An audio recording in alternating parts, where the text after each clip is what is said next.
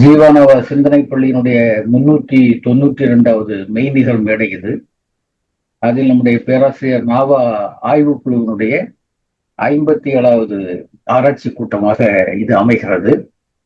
இந்த ஆராய்ச்சி கூட்டத்திலே மீண்டும் தொடங்கும் மிடுக்கு மகாகவி உருத்திரமூர்த்தி என்ற பொருண்மையில் நம்முடைய அன்புக்குரிய பேராசிரியர் ஓ திராவிடமணி அவர்கள் நம்முடைய உரையாற்ற வந்திருக்கிறார்கள். இன்றைய நிகழ்ச்சியை தலைமை தாங்கி நடத்தி தர அருமை நண்பன் ராமச்சந்திரன் வந்திருக்கிறார். இசைப்பாடல் பாடுவதற்கு அருமை தம்பி நீடாமங்கலம் சந்திரசேகர் வந்திருக்கிறார். இந்த நிகழ்ச்சியிலே நிறைய தோழர்கள் கலந்து கொண்டிருக்கிறார்கள். இந்த மெய்நிகர் மேடையில் கலந்து கொண்டிருக்கக்கூடிய எல்லா தோழர்களையும், அதே போல முகநூல் நேரலைகளில் கலந்து கொண்டிருக்கக்கூடிய தோழர்களையும் ஜீவானாவா சிந்தனை பள்ளியின் சார்பிலும், அதே போல பேராசிரியர் நாவா ஆய்வுக்குழுவின் சார்பிலும் நான் முதலில் அன்போடு வரவேற்றுக் கொள்கிறேன். இந்த நிகழ்வினுடைய இசைப்பாடலை தருவதற்கு அருமை தம்பி திருவாரூர் மாவட்ட கலை இலக்கிய பெருமன்ற செயலாளர், நம்முடைய பெருமன்றத்தினுடைய பாட்டுக்குயில் நீடாமங்கலம் சந்திரசேகரை அன்போடு அழைக்கிறேன். நம்ம அனைவருக்கும் அன்பான மாலை வணக்கம். நான் திடீர்னு ஒரு இடத்துல இருந்து வந்து இறங்குறப்ப அண்ணன் பேசிட்டாங்க. பாடல் ஒரு சூஸ் பண்ண முடியல. பட் இருந்தாலும் தமிழ்நாட்டினுடைய பாரம்பரிய மரமாகிய பனை மரத்தை பற்றி ஒரு பாடல். கருவேன நீ உயர்வாய், கோபுர கோடையென நீ விரிவாய், 1000 கோடைகளின் போர் உருவாய், நீ அழிக்கப்பட்டாலும் பயன் தருவாய். தமிழரின் நிலமே உனது நிலம், தமிழரின் குளமே உனது குளம், தழும்புகளாலே ஆன உரம், நீ தலைமை தாங்க தகுந்த மரம், அனைத்தும் இளைந்த ஏழை இனம் உன் அருகினில் நின்றே ஏங்கி எழும், காற்றினில் அசந்து பதறிவிடும் உன் கண்ணீர் தொழியென பழம் உதிரும். மரமே மரமே பனை மரமே, தமிழ் மண்ணில் வளரும் அதிசயமே,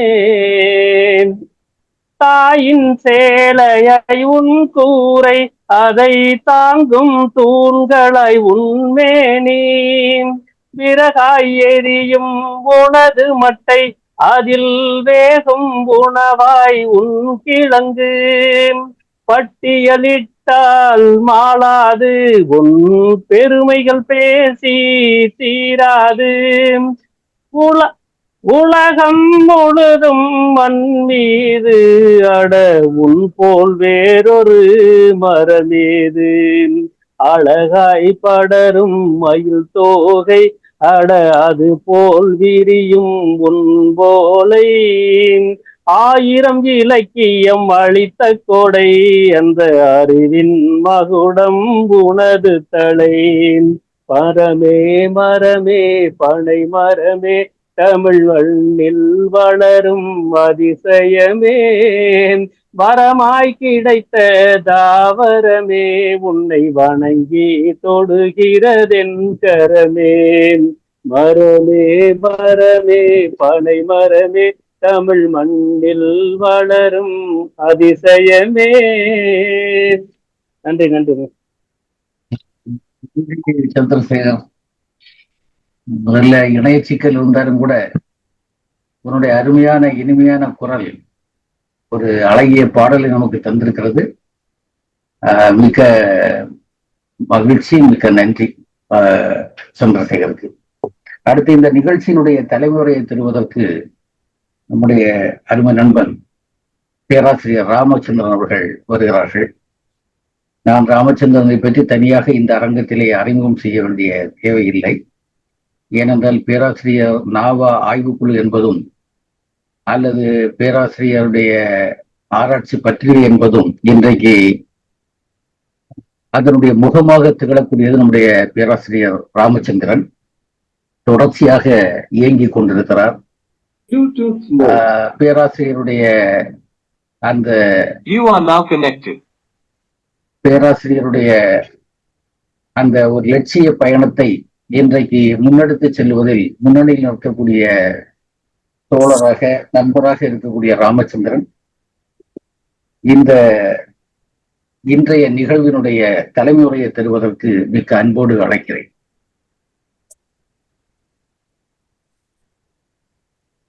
அன்பான தோழர்களே, இந்த ஆராய்ச்சி கூட்டத்திற்கு ஏறக்குறைய 24 பேர் வந்து கலந்து கொண்டிருக்கிறோம். மிக முக்கியமான ஒரு தலைப்பில் தோழர் திராவிடமணி அவர்கள்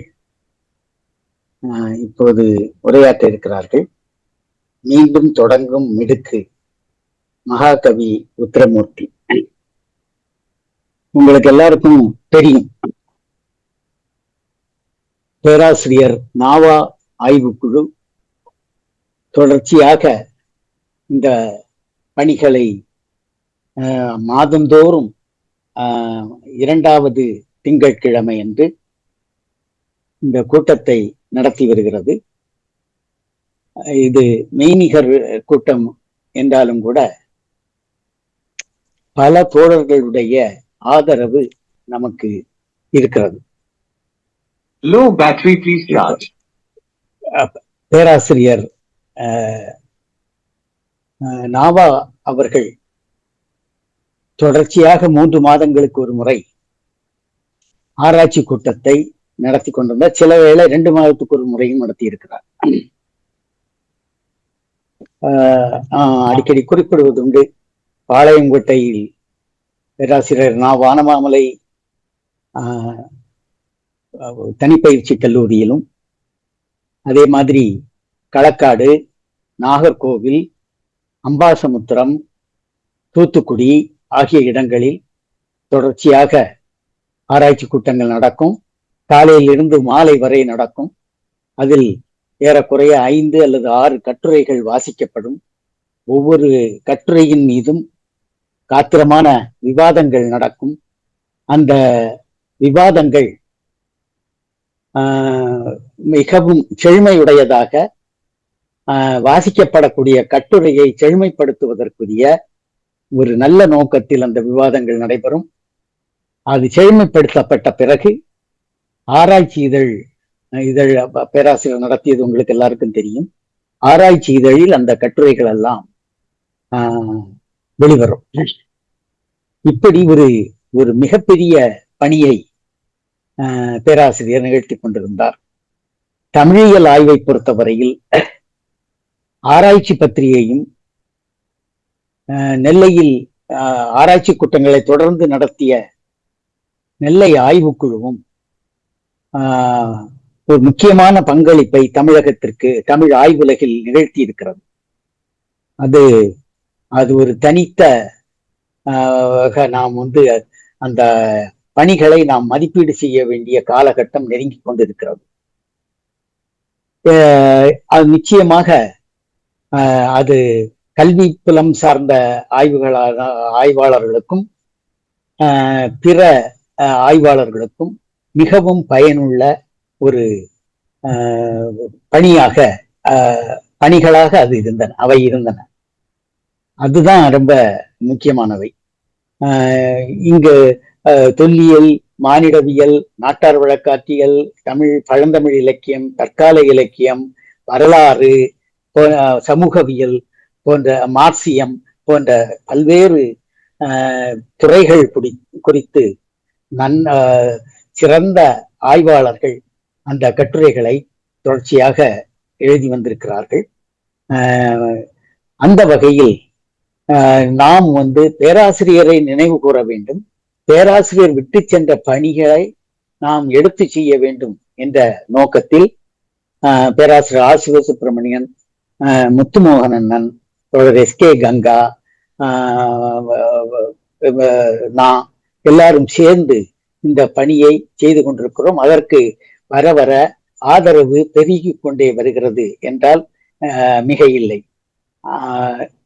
இன்று இந்த கூட்டம் மிக உற்சாகமாக தொடங்கி இருக்கிறோம். ஏனென்றா எல்லாரும் சேர்ந்து தமிழ்த்தாய் வாழ்த்து பாடியது ரொம்ப மகிழ்ச்சியாக இருக்கிறது.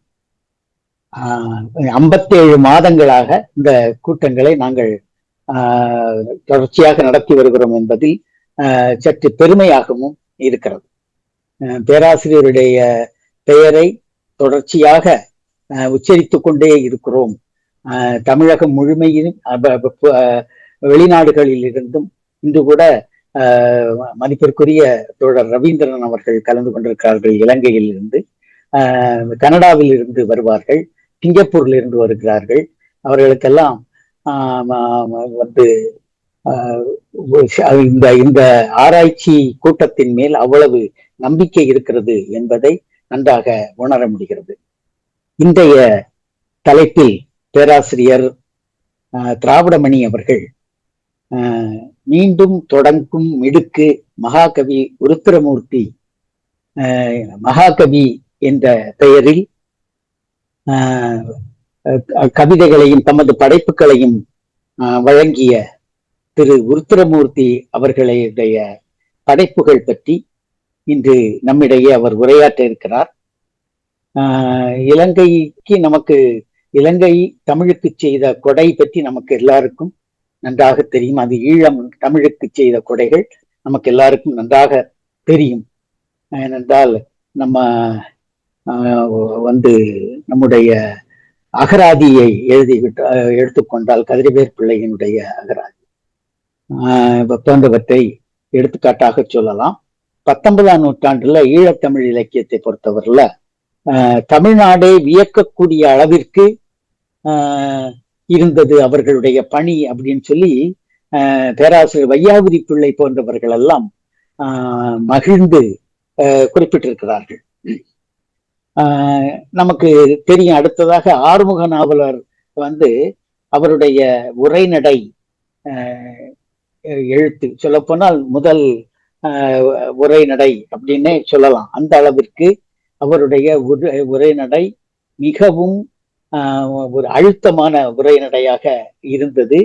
அவர் எடுத்துக்கொண்ட அந்த உள்ளடக்கமும் ரொம்ப முக்கியம். அதற்கு முக்கிய காரணமாக விளங்கியது ஐரோப்பிய கல்வி முறையும் ஆய்வு முறையும் அப்படிங்கனாலும் நம்ம துணிந்து சொல்லலாம். அவருடைய காலகட்டத்திலேயே சி.வை. தாமோதரம் பிள்ளை அவர் என்ன செய்கிறார் அப்படின்னு சொன்னா, தமிழ் பதிப்பு துறையில் அவர் ஆற்றிய பங்கு ரொம்ப முக்கியமானது. ஈழத்தில் காணப்படக்கூடிய ஏடுகள், எழுதி வைக்கப்பட்ட ஏடுகள் எல்லாவற்றையும் அச்சிற்கு கொண்டு வரக்கூடிய ஒரு முக்கியமான பணியை அவர் செய்தார். அதே மாதிரி ஐரோப்பியருடைய வருகை தமிழியல் செயல்பாடுகளுக்கு மிகவும் உகந்ததாக செறிவாக ஆக்கி தந்திருக்கிறது என்றாலும் அது மிகையானது அல்ல. அப்புறமா பத்திரிகைகளை பொறுத்தவரையில ஈழகேசரி இந்த பத்திரிகை நம்ம பற்றி அதனுடைய பங்கு ரொம்ப முக்கியமானது. நான் மேம்போக்காக தான் ஒவ்வொன்றையும் சொல்றேன். பல எழுத்தாளர்கள் அந்த ஈழகேசரியில் எழுதியிருக்கிறார்கள். அதுக்கு அடுத்தது மறுமலர்ச்சி என்ற ஒரு இதழ். அதுக்கப்புறம் அந்த மறுமலர்ச்சி இதழ்ல என்ன நடந்திருக்குதுன்னா, ஏராளமான இளைஞர்கள் எழுதியிருக்கிறார். அப்புறமா கலைச்செல்வி என்கின்ற இதழ், அதுல குறிப்பிடும்படியான நாம் பெரிதும் கேள்விப்படக்கூடிய ஆழியான், செம்பியன், எல்லாம் எழுதியிருக்கிறார்கள். அதே மாதிரி தேன்மொழி அப்படின்னு சொல்லி ஒரு இதழும் வெளிவந்திருக்கிறது, சுதந்திரன் என்கின்ற இதழ். அப்புறமா நம்மோடு மிகவும் நெருக்கமாக இருந்த பேராசிரியர் நாவா காலத்திலேயே மிகவும் அறியப்பட்ட, நமக்கெல்லாம் பழக்கமான தோழர் டொமினிக் ஜீவா அவர்கள் மல்லிகை என்கின்ற இதழை நடத்தினார்கள். பேராசிரியர் நாவா வீட்டுக்கு அவர் தங்கியதெல்லாம் இன்னும் பசுமையாக எனக்கு நினைவில் இருக்கிறது. தூத்துக்குடியில் நடைபெற்ற ஒரு ஆராய்ச்சி கூட்டத்தில் கூட அவர் கலந்து கொண்டார். அது கூட்டம் முடிந்த பிறகு அந்த தூத்துக்குடி பேராசிரியர் சிவசுப்ரமணியன் எங்க இருந்தாரு அப்படின்னா, வஉசி கல்லூரி அந்த கேம்பஸ்குள்ள இருந்தார். குவார்டர்ஸ் அங்க. அதுக்கு முன்னாடி நிறைய மணல் கிடக்கும். அந்த மணலில் அமர்ந்து கொண்டு பேராசிரியர் நாவா, பேராசிரியர் சிவசுப்பிரமணியன், தூத்துக்குடியில் இருக்கக்கூடிய இளைஞர்கள், தோழர் எட்வின், எல்லாருமா சேர்ந்து உட்கார்ந்து பேசிக்கொண்டிருந்தது இன்னும் நினைவிருக்கிறது. மல்லிகை பத்திரிகையினுடைய பணி வந்து ரொம்ப முக்கியமானது. அதை பத்தி நாம வந்து மல்லிகை பத்திரிகை ஈழத் தமிழுக்கு செய்த பங்களிப்பு குறித்து நாம வந்து தனியாக கூட ஒரு ஆய்வுரை நிகழ்த்துவதற்கு வாய்ப்பு இருக்கிறது. அப்புறமா நாம குறிப்பிடும்படியாக ஒருவர் இருந்தார். அது வந்து கோட்பாட்டு ரீதியாக தமிழ் இலக்கியங்களை பார்க்கக்கூடிய பார்வை மு. தளையசிங்கம். இந்த பேரும் நம்ம கேள்விப்பட்டது. மெய்யுள் என்கின்ற அந்த இலக்கிய கோட்பாடு குறித்து அவர் பேசினார். அதை பற்றி ஒரு நூலும் வெளிவந்திருக்கிறது. அதே மாதிரி தமிழகத்தில் தன்னுடைய கடைசி காலங்களில் அதிகமாக இலக்கிய பணிகளை செய்து கொண்டிருந்த பிரமிழ், கவிஞர் பிரமிழ், அவர் இலங்கையை சார்ந்தவர். அவருடைய கவிதைகள் பல தொகுப்புகளாக, 6 தொகுப்புகளாக, 5 தொகுப்புகளாக வெளிவந்திருக்கின்றன. காலசுப்பிரமணியம் அவர்கள் இதை வெளியிட்டிருக்கிறார்கள். அதே மாதிரி தமிழ் ஆய்வை பொறுத்தவரையில நமக்கு எல்லாருக்கும் நன்றாக தெரியும். பிற்காலத்தில் அதுவும் குறிப்பாக இடதுசாரி ஆய்வுகளை மேற்கொண்டவர்கள் பேராசிரியர் கைலாசபதி, பேராசிரியர் சிவத்தம்பி, எம்.ஏ. நுஹ்மான், அப்புறமா சி. தில்லைநாதன், சிவசேகரன், அதே மாதிரி இப்பொழுது நம்முடைய கூட்டத்தில் கலந்து கொண்டிருக்கக்கூடிய மதிப்பிற்குரிய தோழர் ரவீந்திரன் அவர்கள், இவர்கள் எல்லாம் குறிப்பிடும்படியான இடதுசாரி ஆய்வாளர்களாக அவர்கள் விளங்கினார்கள். கவிதையை பொறுத்தவரையில இன்று நாம் பேசவிருக்கக்கூடிய திராவிடமணி அவர்கள் பேச இருக்கக்கூடிய மதிப்பிற்குரிய கவிஞர் மகாகவி அவர்கள், அப்புறமா நீலவாணன், சண்முகம் சிவலிங்கம், சூவே முருகையன், தா. ராமலிங்கம், அப்படி ஒரு பெரிய பாரம்பரியம் இருக்குது. அதற்கு அடுத்ததாக இடதுசாரி சிந்தனையாளர்களை வரிசையில நம்முடைய ஜீவா அவர்களும் தோமுசி ரகுநாதன் அவர்களும் இலங்கையோடு மிகவும் தொடர்பு கொண்டவர்களாக விளங்கினார்கள். அந்த அவர்களிடையே நடைபெற்ற கடித போக்குவரத்திற்கு கைலாசபதி, சிவத்தம்பி போன்றவர்கள் எல்லாம் எழுதிய கடிதங்கள், தோமுசி ரகுநாதன் அவர்களுக்கு எழுதிய கடிதங்கள், என்னுடைய ஒரு சில கடிதங்கள் இருக்கின்றன. அதே மாதிரி நம்ம எல்லாரும் மகிழத்தக்க விஷயம் என்னவென்றால், பேராசிரியர் நாவாவுக்கு யாழ் பல்கலைக்கழகம் அவர் இறந்த பிறகு டாக்டர் பட்டம் வழங்கி கௌரவித்ததையும் நமக்கு நாம் நன்றியோடு நினைவு கூர்வோம். இப்பொழுது பேராசிரியர் திராவிடமணி அவர்கள் இப்பொழுது தன்னுடைய உரையை வழங்குவார்கள். அது குறித்த தோழர் எஸ்.கே. கங்கா அவர்கள்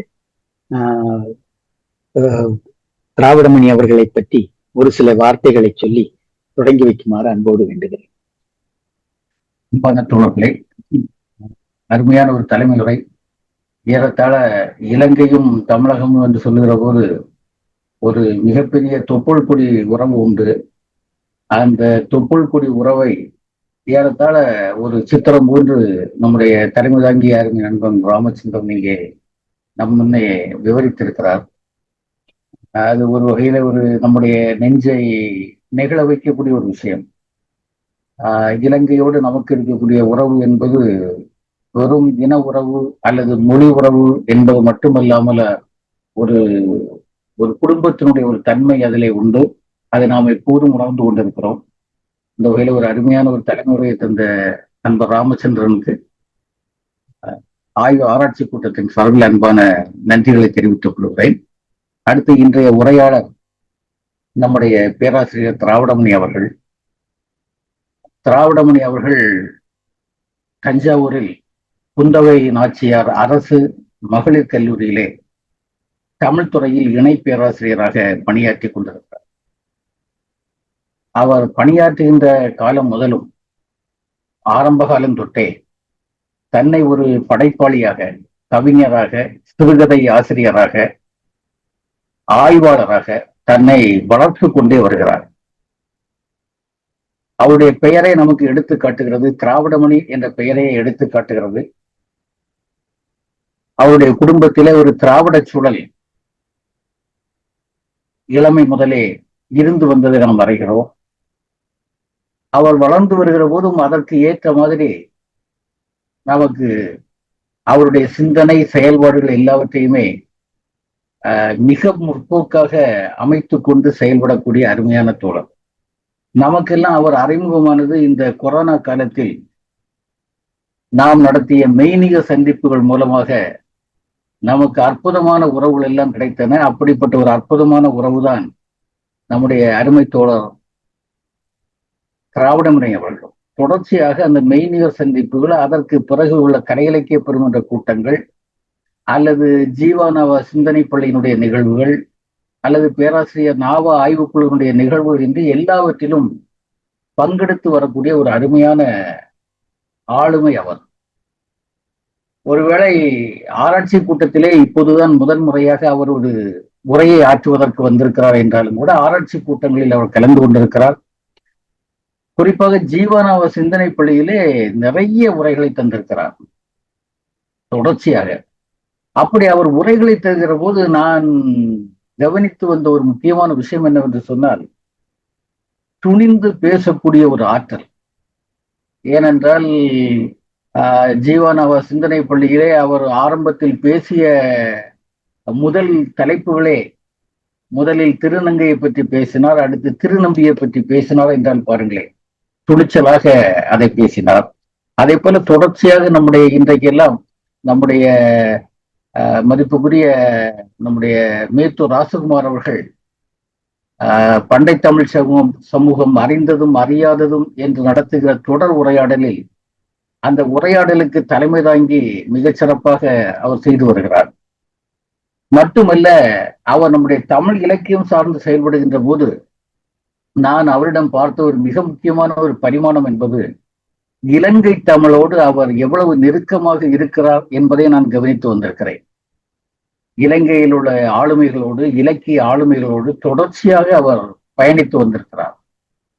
அதை பார்க்கின்ற போது எனக்கு மிகுந்த மகிழ்ச்சியாக இருக்கும். நாம் நம்முடைய செயல்பாடுகளில் அதையும் தன்னுடைய ஒரு செயல் தளமாக அவர் தொடர்ச்சியாக செய்து வந்திருக்கிறார். அதனால்தான் இன்றைக்கு மகாகவியை பற்றி பேச வருகிறார் என்று சொன்னால் மிக பொருத்தமான ஒரு ஆளுமை அவர். மகாகவியை பற்றி பேசுவதற்கும், அல்லது மகாகவியினுடைய மகனாக இருக்கக்கூடிய சேரன், கவிஞர் சேரனை பற்றி பேசுவதென்றாலும் கூட அவர் மிக பொருத்தமான ஒரு ஆளுமை என்பதை நான் இந்த இடத்திலே பதிவு செய்ய விரும்புகிறேன். அப்படிப்பட்ட தொடர்ச்சியாக இந்த இலக்கிய பணிகளை தன்னுடைய ஒரு முற்போக்கு பணியாக ஆற்றி வருகிற நம்முடைய அன்புக்கும் மரியாதைக்கும் உரிய பேராசிரியர் திராவிடமணி அவர்களை மீண்டும் தொடரும் மிடுக்கு மகாகவி உருத்திரமூர்த்தி என்ற தலைப்பிலே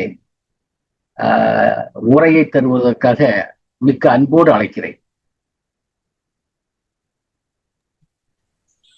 நன்றி தோழர். அனைவருக்கும் வணக்கம். பேராசிரியர் நாவா ஆய்வுக்குழுவின் 57வது மெய்நிகர் மேடையில் கலந்து கொள்வதில் மிகவும் மகிழ்ச்சி. இந்நிகழ்வில் அருமையானதொரு இசைப்பாடலை தந்த நீடாமங்கலம் சந்திரசேகர் தோழர் அவர்களுக்கு என்னுடைய நெஞ்சார்ந்த நன்றி கலந்த வணக்கத்தை தெரிவித்துக் கொள்கின்றேன். தலைமை உரை வழங்கிய பேராசிரியர் ராமச்சந்திரன் தோழர் ஈழத்து இலக்கிய பங்களிப்பு குறித்து ஒரு முன்னோட்டமாக இந்த உரையை வழங்கினாங்க. அவங்களுக்கு இந்த நேரத்துல என்னுடைய நன்றியையும் வணக்கத்தையும் தெரிவித்துக் கொள்கின்றேன். அதனை தொடர்ந்து என்னை அறிமுகப்படுத்திய தோழர் எஸ்.கே. கங்கா, இந்நிகழ்வினுடைய ஒருங்கிணைப்பாளர், இயக்குனர், அவங்க சொன்ன வார்த்தைகளுக்கெல்லாம் எனக்கு அந்த அளவுக்கு எனக்கு தகுதி இருக்கா அப்படிங்கிறதெல்லாம் எனக்கு தெரியாது. இருந்தாலும் இலக்கியத்தோட நான் என்னை இணைச்சுக்கிட்டு அதுல பயணித்துட்டு வர்றேன் அப்படிங்கிறது உண்மையான ஒரு கருத்து தான். அது மட்டும் இல்லாம அவங்களுக்கும் இந்த நேரத்துல என்னுடைய நன்றி கலந்த வணக்கத்தை தெரிவித்துக் கொள்கின்றேன். இந்த நிகழ்வில் கலந்திருக்கக்கூடிய அத்துணை தோழமை நெஞ்சங்களுக்கும் பேராசிரியர்களுக்கும் மாணவ செல்வங்களுக்கும் என்னுடைய வணக்கத்தை தெரிவித்துக் கொள்கின்றேன். நான் வந்து தோழர் எஸ்கே கங்கா தோழர் குறிப்பிட்ட மாதிரி தான் ஜீவநவ சிந்தனை பள்ளியில நான் தொடர்ந்து பேசியிருக்கேன். என்றாலும் கூட இந்த நாவ ஆய்வுக்குழு அந்த மேடையில வந்து எனக்கு பேசுவதற்கான வாய்ப்பு இதுவரை எனக்கு அமையல. இதுக்கு முன்பு ஒரு தடவை வந்துட்டு என்கிட்ட ராமச்சந்திரன் தோழர் கேட்டாங்க பேசணும் அப்படின்னு சொல்லிட்டு, அந்த நேரத்துல எங்களுக்கு பேசுவதற்கான எனக்கு சூழல் அமையல. ஆனாலும் எனக்கு என்னடா இதுல மட்டும் நம்ம பேசலையே அப்படின்ற ஒரு வருத்தம் இருந்துட்டு தான் இருந்தது. ஆனா அது இந்த நிகழ்வுல பேசுவதன் வாயிலாக அது வந்து மன மகிழ்ச்சியை எனக்கு தந்திருக்கு அப்படின்னு தான் இந்த இடத்துல நான் குறிப்பிட விரும்புறேன். தோழர் கேட்டதும் எனக்கு என்ன பேசலாம் அப்படின்னு கேட்ட உடனே எனக்கு தோணுனது மகாகவி ருத்ரமூர்த்தியை பத்தி நாம பேசணும்னு நினைச்சேன். ஏற்கனவே எஸ்கே கங்கா அவர்கள் வந்துட்டு என்கிட்ட கேட்டுக்கிட்டாங்க, நீங்க ஜீவநவ சிந்தனை பள்ளியில அவரை பத்தி நீங்க பேசுங்கன்னு என்கிட்ட கேட்டிருந்தாங்க. அந்த நேரத்துல என்னால பேச முடியல. ஆனா அதை தொடர்ந்து இப்ப கேட்கும் பொழுது இந்த ஆய்வுக்குழுவுல கூட்டத்துல இந்த தலைப்பு சரியா இருக்கும் அப்படின்னு நான் நினைச்சேன். அதனாலதான் அவங்களுடைய தலைப்பை நான் இந்த இடத்துல கொடுத்தேன்.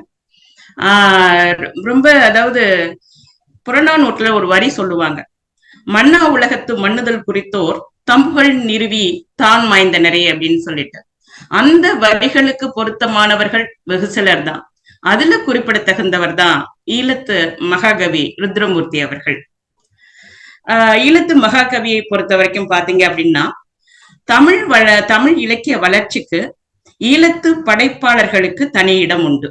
நம்ம ஏற்கனவே நம்ம தலைவர் பேசினதுலயும் இருந்தே நமக்கு எவ்வளவு அவங்களுடைய பங்களிப்பு இருக்கு அப்படிங்கிறத நம்மளால உணர்ந்துக்க முடியும். அந்த ஈழத்து படைப்பாளர்கள்ல அதாவது நவீன தமிழ் கவிதைகளின் முன்னோடிகளில் முதன்மையானவராக கருதக்கூடியவராக மகாகவி ருத்ரமூர்த்தி அவர்கள் இருக்கிறார்கள். அவர்கிட்ட நாம வந்து செவ்வியல் இலக்கியத்தினுடைய நீரோட்டத்தையும் பார்க்க முடியும். அதே நேரத்துல புது கவிதைகள்னு சொல்ல முடியாது, நவீன கவிதைகள்லையும் பல பரிசோதனை முயற்சிகளை செய்து பார்த்து அதுல வெற்றி பெற்றவர் அப்படின்னு அவரை குறிப்பிடலாம்.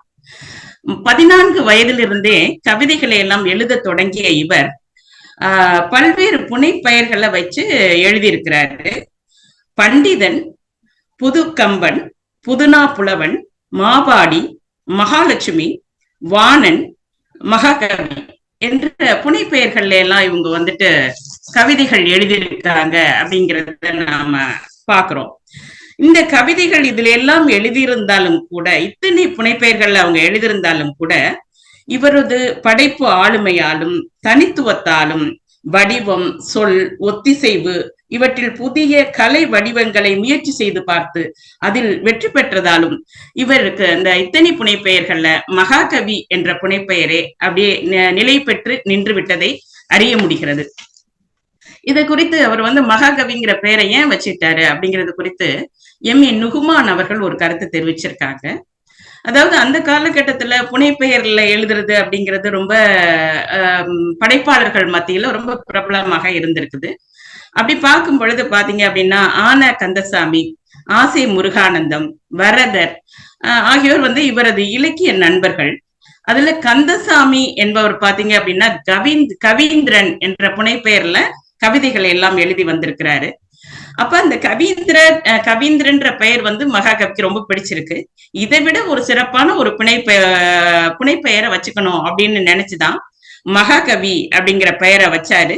அதுவே அவருக்கு வந்து பொருத்தமாகவும் அமைஞ்சிருச்சு அப்படின்னு அவர் ஒரு கருத்தை பதிவிட்டு இருக்காரு. அதையும் இந்த இடத்துல நான் பார்க்க விருப்பப்படுறேன். மகாகவி ருத்ரமூர்த்தியை பொறுத்த வரைக்கும் அவர் என்ன சொல்றாரு அப்படின்னு பாத்தீங்கன்னா, பாரதிதாசனும் கலைவாணனும் மகாகவியை மிகவும் பாதித்தவர்கள் அப்படின்னு அவர் குறிப்பிடுறாரு. அது என்னன்னா, இப்ப வந்து பாரதிதாசனையும் கலைவாணரையும் அவர் குறிப்பிடும் போது தாயும் தகப்பனும் போன்றவர்கள் என்று அவர் குறிப்பிடுறத நம்மளால பார்க்க முடிகிறது. அடுத்து பாத்தீங்க அப்படின்னு சொன்னா, நம்ம பாரதியா இருந்தாலும் சரி, ருத்ரமூர்த்தி இருந்தாலும் சரி, இவங்க 2 பேருமே பாத்தீங்கன்னா ஒரு விடயத்துல 2 பேரும் ஒத்து போறதை நம்மளால பார்க்க முடியுது. என்னன்னா, ஒரு கருத்தை சொல்ல வர்றேன்னா கேட்கிறவங்களுக்கு அது புரியணும். அதுவும் யாருக்கு புரியணும்னா சாதாரண பாமர மக்களுக்கு கூட நான் என்ன சொல்ல வர்றேன் அப்படிங்கறது அவங்களுக்கு புரியணும் அப்படிங்கறதுல ரெண்டு பேருமே தெளிவா இருந்தாங்க. பொதுவா நமக்கு வந்து மகாகவி பாரதியாரை பத்தி பார்க்கும் பொழுது நம்ம சொல்லுவோம், கலம்பகம் பார்த்தொரு கலம்பகத்தையும், அந்தாதி பார்த்தொரு அந்தாதியையும், காவியம் பார்த்தொரு காவியத்தையும் புலவர்கள் பாடிக்கொண்டிருந்த வேளையில சுவை புதிது, பொருள் புதிது, வளம் புதிது, சொற்புதிது, சோதி மிக்க நவகவிதை, என்னாலும் அழியாத மாக்கவிதை என்று பிரகடனப்படுத்தி கொண்டுதான் பாரதி வந்தாரு அப்படிங்கிறத பாக்குறோம். அதே போலதான் பாத்தீங்க அப்படின்னா எளிய கவிதை வடிவங்களை தந்தது, அதாவது பாமர மக்களுக்கும் புரியக்கூடிய வகையில எளிய கவிதை வடிவங்களை தந்தத மகாகவி பாரதியாருக்கு நிகராக இங்கே மகாகவி ருத்ரமூர்த்தி அவர்களும் இருக்கிறத நம்மளால பார்க்க முடிகிறது. அதாவது ஈழத்தின் நவீன தமிழ் கவிதை முன்னோடிகள்ல முதன்மையானவராக மதிக்கப்படக்கூடிய இந்த ருத்ரமூர்த்தி அவர்கள் கிராமத்து எளிய மக்களின் வாழ்வியலை படைப்பினுடைய பொருண்மையாக கொண்டதோட மட்டுமல்லாம அவங்களுக்கு புரியக்கூடிய வகையில பாடல்களையும் அமைச்சு கொடுத்தாங்க அப்படிங்கிறது தான் நம்ம சொல்லணும். அவங்க சொல்றாங்க, அவங்களுடைய காலத்துல நிறைய படைப்பாளர்களை எல்லாம் பாக்குறாங்க. பார்க்கும் பொழுது பாத்தீங்கன்னா அப்ப படைப்பு துறையில ஈடுபடக்கூடியவங்க எல்லாம் எப்படி இருக்காங்க அப்படின்னு சொன்னா, இயற்கையின் மீது ஈடுபாடுடைய, அதாவது இயற்கையின் மீது ஈடுபாடு அப்படின்னு கூட சொல்ல முடியாது. ஒருத்தர் இயற்கையை பத்தி பாடுறாரு, அது நல்லா வந்துச்சு அப்படிங்கிறதுனால எல்லாருமே இயற்கையை பத்தி பாடுறது அப்படிங்கிற மாதிரி ஒரு சூழல் அந்த காலகட்டத்துல இருந்திருக்கு. அப்போ மகாகவி அவர்கள் ருத்ரமூர்த்தி அவர்கள் என்ன சொல்றாங்க அப்படின்னா, நீங்க இந்த மாதிரி பாடுறது, அதாவது கோல செய்தல்னு சொல்லுவோம் இல்லையா, இந்த மாதிரி நீங்க பாடுறத முதல்ல நிப்பாட்டுங்க, இயற்கையை பாடுறதை விட்டுட்டு பாட வேண்டிய விடயங்கள் எவ்வளவோ இந்த சமூகத்துக்குள்ளார இருக்கு, அதையெல்லாம் நீங்க எடுத்து பாடுங்க அப்படின்னு சொல்றத பாக்குறோம். அதை சொல்லும் போது எப்படி குறிப்பிடுகிறார் என்றால், இன்னவிதான் கவி எழுத ஏற்ற பொருள் என்று பிறர் சொன்னவற்றை நீர் திரும்பி சொல்லாதீர். சோலை, கடல், மின்னல், முகில், தென்றல் இணை மறவுங்கள். மீதிருக்கும் இன்னல், உழைப்பு, ஏழ்மை என்பவற்றை பாடுங்கள் என்று அவர் குறிப்பிடுகின்றார். அதாவது சமூகத்துல எவ்வளவோ விஷயங்கள் இருக்கு, அதை விட்டுட்டு எப்ப பார்த்தாலும் கடலை பாடுறது, சோலையை பாடுறது, மின்னலை பாடுறது, முகிலை பாடுறதுன்னு எப்ப பார்த்தாலும் இயற்கையை பாடிட்டு இருக்காதீங்க. இலக்கியம் என்பது வெறும் இயற்கையை பாடுறதுக்கானது கிடையாது, மக்களுடைய வாழ்வியல் சிக்கல்களை பேசக்கூடியதுதான் இலக்கியம் அப்படிங்கிறத அவர் உணர்ந்து அதை மற்றவங்கள்ட்டையும் சொல்லியிருக்கிறத நம்மளால பாக்குறோம். இதையும் சொல்லி அவரால் இதோட நிறுத்தி கொள்ள முடியல. இன்னமும் அவர் சொல்றாரு, என்ன சொல்றாரு அப்படின்னா, எதை பாட வேண்டும் அப்படின்னு சொல்லும் பொழுது, இன்றைய காலத்து இருக்கும் மனிதர்கள், இன்றைய காலத்து இயங்கும் நோக்குகள், இன்றைய காலத்து இழப்புகள், எதிர்ப்புகள், இன்றைய காலத்து இக்கட்டுகள், இவற்றை எல்லாம் நீங்க பாடலா பாடுங்க அப்படின்னு சொல்லிட்டு தன்னுடைய படைப்புகள்ல இதையெல்லாம் கொண்டு வாங்க அப்படின்னு சொல்லிட்டு மகாகவி ருத்ரமூர்த்தி அவர்கள் குறிப்பிடுவதை நாம பாக்குறோம். ருத்ரமூர்த்தி அவர்கள் பாத்தீங்க அப்படின்னு சொன்னா, எப்ப பிறந்தாங்க, அவங்களை எப்ப பிறந்து எப்படி அவங்களுடைய வாழ்க்கை அப்படின்னு பார்க்கும் பொழுது பாத்தீங்க அப்படின்னா, 9/1/1927 துரைசாமி கமலாம்பாள் இணையருக்கு மகனாக இவர் பிறக்கின்றார். துரைசாமி, இவருடைய தந்தை துரைசாமி பாத்தீங்கன்னா சிறந்த நாகசுவர இசைக்கலைஞராக அவர் இருந்தார் அப்படின்னு அறிய முடிகிறது. இவர் தன்னுடைய 28வது வயதுல பத்மாசனி முத்தையா என்பவரை மணந்து கொண்டார். இவருக்கு 5 பிள்ளைகள், 3 ஆண் 2 பெண் குழந்தைகள். பேரை பார்த்தீங்க அப்படின்னு சொன்னா அந்த பெயர்லயே அவருக்கு இருக்கக்கூடிய இந்த வரலாறு சார்ந்தும் இலக்கியம் சார்ந்தும் இருக்கக்கூடிய அந்த இதை நம்மளால பார்க்க முடிகிறது. பாண்டியன், சேரன், சோழன் என்று தன்னுடைய பிள்ளைகளுக்கு, ஆண் பிள்ளைகளுக்கு பெயர் சூட்டியவர். மகளுக்கு பாத்தீங்க அப்படின்னு சொன்னா இனியால் ஔவை அப்படின்னு சொல்லிட்டு பெயர் சூட்டி இருக்கிறாரு அப்படிங்கிறத பாக்குறோம். இவர்கள்ல கவிஞர் சேரன் கனடாவுல மினிஸ்டர் பல்கலைக்கழகத்துல பேராசிரியரா இருக்காரு. இன்னைக்கு இருக்கக்கூடிய ஆக சிறந்த கவிஞர்கள்ல அவர் ஒரு கவிஞர் அப்படிங்கிறத, அவர் ஒரு மிக முக்கியமான ஒரு கவிஞர்கள் வட்டத்துல அவர் மிக முக்கியமான ஆளுமையாக திகழ்ந்து கொண்டிருக்கிறார் அப்படிங்கிறதையும் இந்த இடத்துல குறிப்பிட விரும்புகின்றேன். இந்த மாதிரி இருந்த நம்ம மகாகவி ருத்ரமூர்த்தி அவர்கள் தன்னுடைய 44வது வயதிலேயே இறந்து போயிடுறாங்க. எப்படி நமக்கு மகாகவி இங்க பாத்தீங்கன்னா எப்படி மகாகவி பாரதியார் இளம் வயதிலேயே இறந்து போறாரோ, அதே போல அங்கேயும் பாத்தீங்க அப்படின்னா மகாகவி ருத்ரமூர்த்தி அவர்கள் தன்னுடைய 44வது வயதிலேயே இறந்துட்டாங்க அப்படிங்கறத அறிய முடிகிறது. இவங்க அதாவது இலங்கை அரசுல அரச கர்ம மொழி திணைக்களத்தில் உதவி ஆணையராக இவங்க பணியாற்றினாங்க. அவங்க இறந்து போகும்போது அப்படி ஒரு பணியில இருந்தாங்க அப்படிங்கிறத தெரிஞ்சுக்க முடியுது. அவங்களுடைய வாழ்க்கை வரலாற்றை எடுத்து பார்க்கும் பொழுது அவங்க பல்வேறு அரச பொறுப்புகள்ல இருந்து இறக்கும் பொழுது உதவி ஆணையராக இருந்து இறந்திருக்காங்க அப்படிங்கிறத பார்க்க முடிகிறது. அதாவது அரசு பணியில இருக்கும் பொழுது மிக முக்கியமான பொறுப்புல மகாகவி அவர்கள் இருந்திருக்காங்க. அப்படி இருக்கிறவங்க பாத்தீங்க அப்படின்னு சொன்னா, ஒரு பக்கம் பாத்தீங்க அப்படின்னா அரச பொறுப்புல மிக முக்கியமான அலுவல்களை எல்லாம் பார்க்கக்கூடிய ஒரு பொறுப்பு இருந்தாலும் கூட அவங்களுக்கு அதே நேரத்துல அவங்களுக்கு ஓய்வு கிடைக்கும் பொழுதெல்லாம் இலக்கியத்திலையும் அவங்களுக்கு மிகப்பெரிய ஒரு தாகம் இருந்ததை நம்மளால உணர முடியுது. ஏன்னா அவங்களுடைய 14வது வயதுல இருந்தே கவிதைகள் எழுத ஆரம்பிச்சிடுறாங்க. நிறைய சோதனை முயற்சிகளை எல்லாம் அவங்க செஞ்சு பார்த்திருக்காங்க அப்படிங்கிறத நம்மளால பார்க்க முடிகிறது.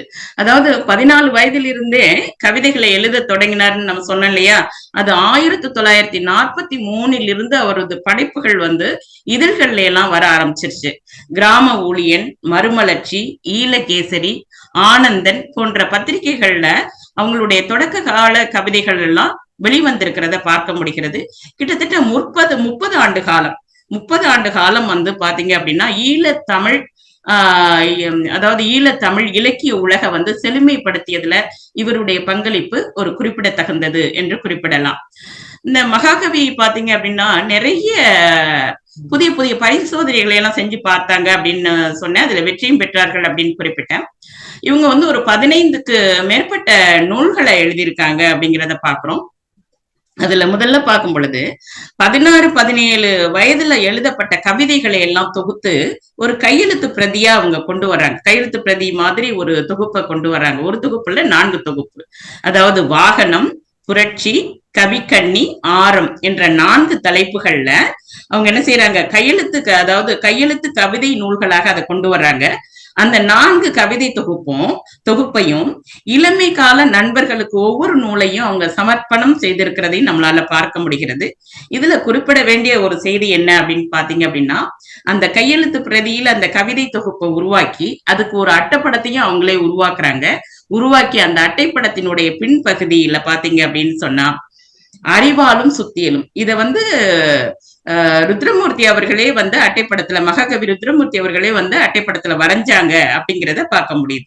இது ரொம்ப முக்கியமான ஒரு அதாவது பொது உடைமை சித்தாந்தத்துல அவங்களுக்கு எவ்வளவு ஈடுபாடு இருந்தது, அதுவும் எத்தனை வயசுல அப்படின்னு பாத்தீங்கன்னா அந்த சின்ன வயதிலேயே அவங்களுக்கு எப்படி இந்த மாதிரி ஒரு ஈடுபாடு இருந்தது அப்படிங்கிறத நம்ம இதன் மூலமாக தெரிஞ்சுக்க முடியுது. அது போல 4 கையெழுத்து பிரதிகளை கொண்டு வந்திருக்காங்க அப்படிங்கிறத பாக்குறோம். அடுத்து இவங்களுடைய 6 காவியங்கள் வெளியிட்டிருக்காங்க. கண்மணியால் காதை, ஒரு சாதாரண மனிதனது சரித்திரம், கள்ளழகி, சடங்கு, கந்தப்ப சபதம், தகனம் என்று 6 காவியங்களை இவங்க கொண்டு வந்திருக்காங்க. நாடகங்கள் ஒரு 4 எழுதியிருக்காங்க. கோடை, கோலம், முற்றிற்று, புதியதொரு வீடு என்று சொல்லக்கூடிய 4 நாடகங்களை எழுதியிருக்காங்க. கவிதைகள் அப்படின்னு பார்க்கும் பொழுது குறும்பா அப்படின்னு சொல்லிட்டு ஒரு நூல் எழுதியிருக்காங்க. குறும்பான்னு கவிதை தான். அது கவிதை பாங்காக ரொம்ப விகடமா ஒரு பகடியோட நகைச்சுவையாக எல்லாம் நிறைய கவிதைகள் அதுல இடம்பெற்றிருக்கு. அடுத்து வள்ளி என்ற கவிதை தொகுப்பு 1955 அவங்க வெளியிட்டிருக்காங்க. அடுத்து வீடும் வெளியும் என்ற கவிதை தொகுப்பு அவங்களுடைய கவிதைகளை எல்லாம் தொகுத்து அவங்க இறந்த பிற்பாடு அதை வெளியிட்டிருக்காங்க அப்படிங்கிறத பாக்குறோம். அடுத்து பாத்தீங்க அப்படின்னா பொருள் 100 அப்படின்ற ஒரு அதுவும் பாத்தீங்கன்னா கிட்டத்தட்ட குறும்பா மாதிரி தான் இருக்கும். 100 கவிதைகள் அதுல இருக்கும். அது 2008 தான் அது வெளிவந்தது அப்படிங்கிறதையும் பாக்குறோம். அது மட்டும் இல்லாம மாநிலத்து பெருவாழ்வு அப்படின்னு சொல்லக்கூடிய ஒரு இசை பாடலையும் அவங்க எழுதியிருக்காங்க. அதுக்கு பிறகு பாத்தீங்க அப்படின்னாக்க சேனாபதி, பொய்மை, சிற்பி என்ற முத்து, திருவிழா, அடிக்கரும்பு, கோலம் என்ற வானொலி நாடகங்களையும் எழுதியிருக்கிறாங்க. அடுத்து பாத்தீங்கன்னா பிஞ்சு பாடல்கள் என்று சொல்லக்கூடிய சிறார் கவிதைகளையும் எழுதியிருக்கிறாங்க அப்படின்னு பாக்குறோம். ஆக இவங்களுடைய படைப்பை பத்தி பேசும் பொழுது இப்ப ஒவ்வொரு படைப்பை பற்றியுமே ஒரு அமர்வுக்கு நம்மளால பேச முடியும். நான் ஏற்கனவே பாத்தீங்க அப்படின்னா ஒரு சாதாரண மனிதனது சரித்திரம் அதை ஒரு தனி அமர்வாவே ஒரு நிகழ்வுல பேசினேன். அதே போல பொருள் 100 அதை ஒரு அமர்வாவே ஒரு நிகழ்வுல பேசினேன். இவங்களுடைய படைப்பு ஒண்ணையும் எடுத்துமே நம்ம தனித்தனியாகவே பேசலாம். அந்த அளவுக்கு இதுல அவ்வளவு செறிவும் அதாவது பொருண்மை செறிவு உடையதாக, வாழ்க்கைக்கு தேவையானதாக, நாம விவாதிக்கக்கூடிய களத்தை உடையதாக, பொருண்மையை உடையதாக இவருடைய படைப்பு இருக்கிறத என்னால உணர முடிஞ்சது.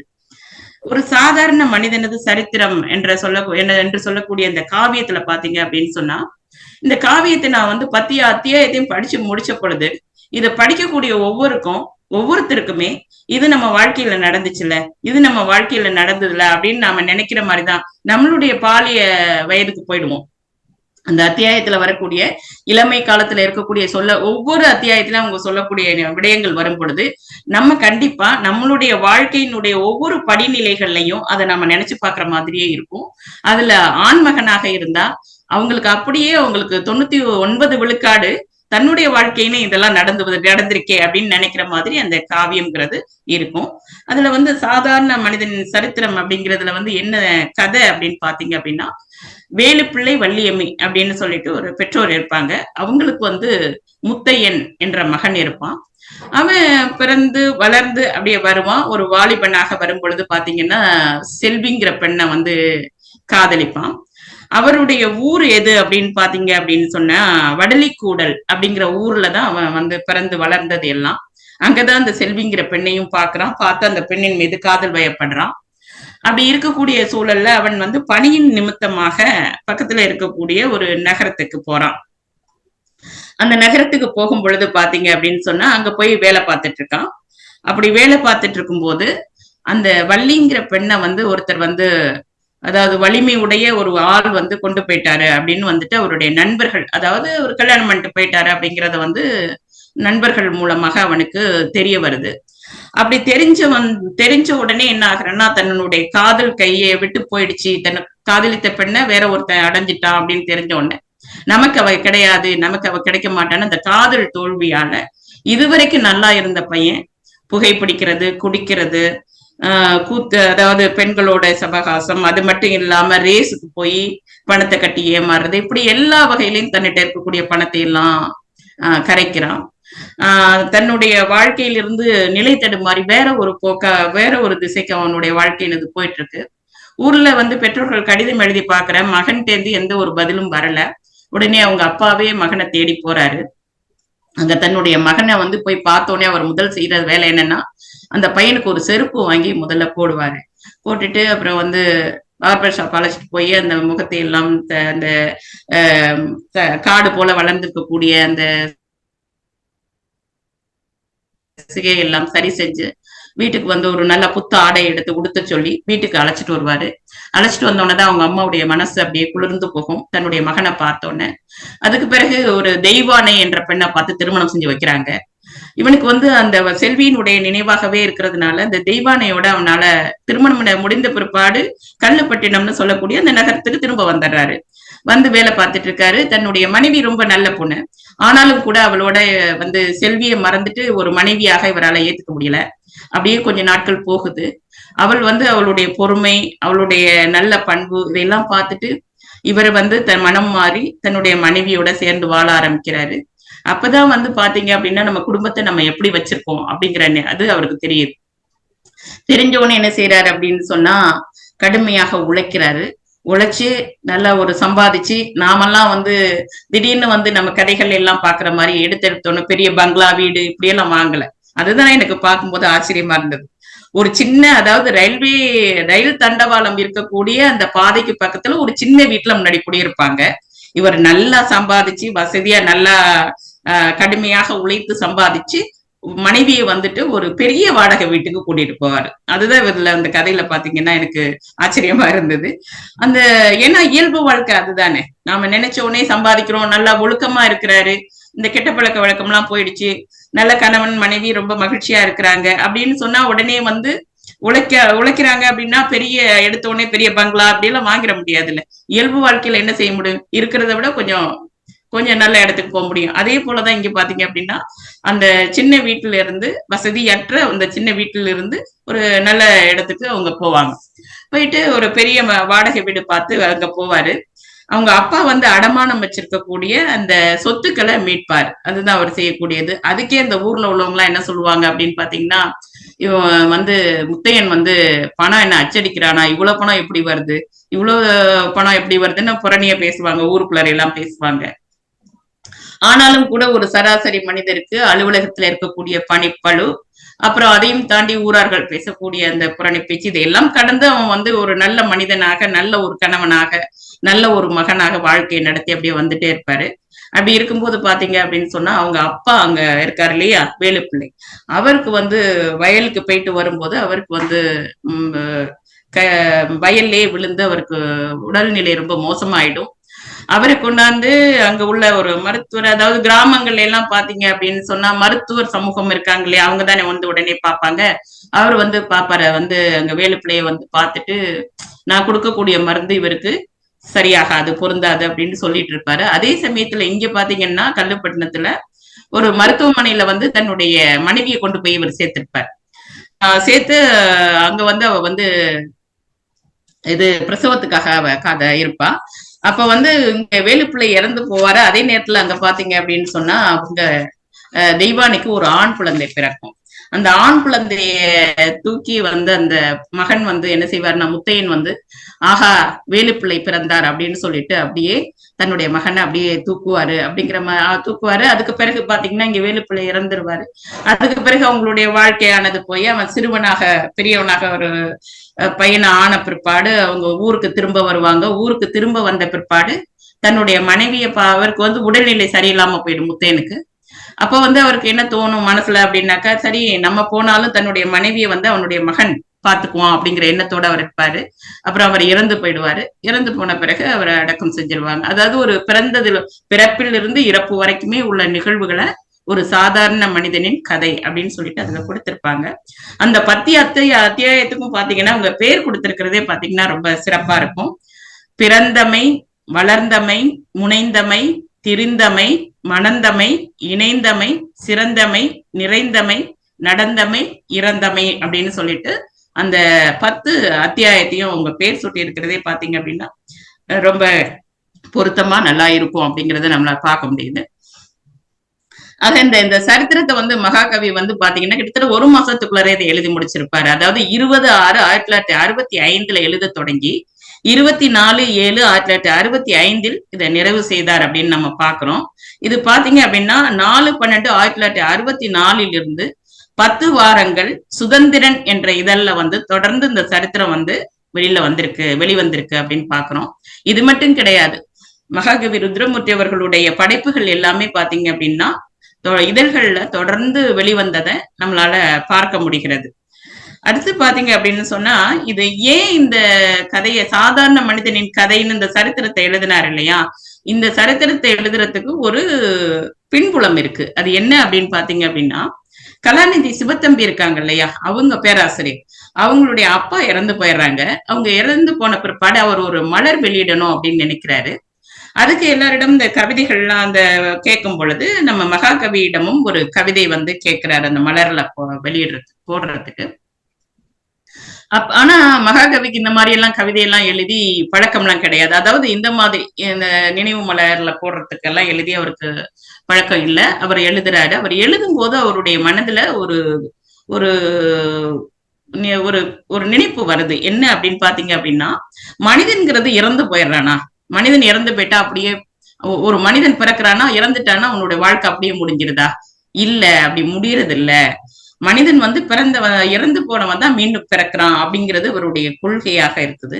அதைத்தான் ஒரு கவிதையாகவும் அங்க எழுதி கொடுக்கிறாரு. என்ன எழுதி கொடுக்கிறாருன்னா, அன்று பிறந்து இன்று இறப்பதுள் ஆயத்தன்று நம் மானிட வாழ்வுகான், அப்பனே மகனாகி வளர்ந்து உயிர் ஓய்தல் அற்று உயர்வு ஒன்றினை நாடலே உண்மை அப்படின்னு சொல்லிட்டு அந்த கவிதையை எழுதி கொடுக்கிறாரு.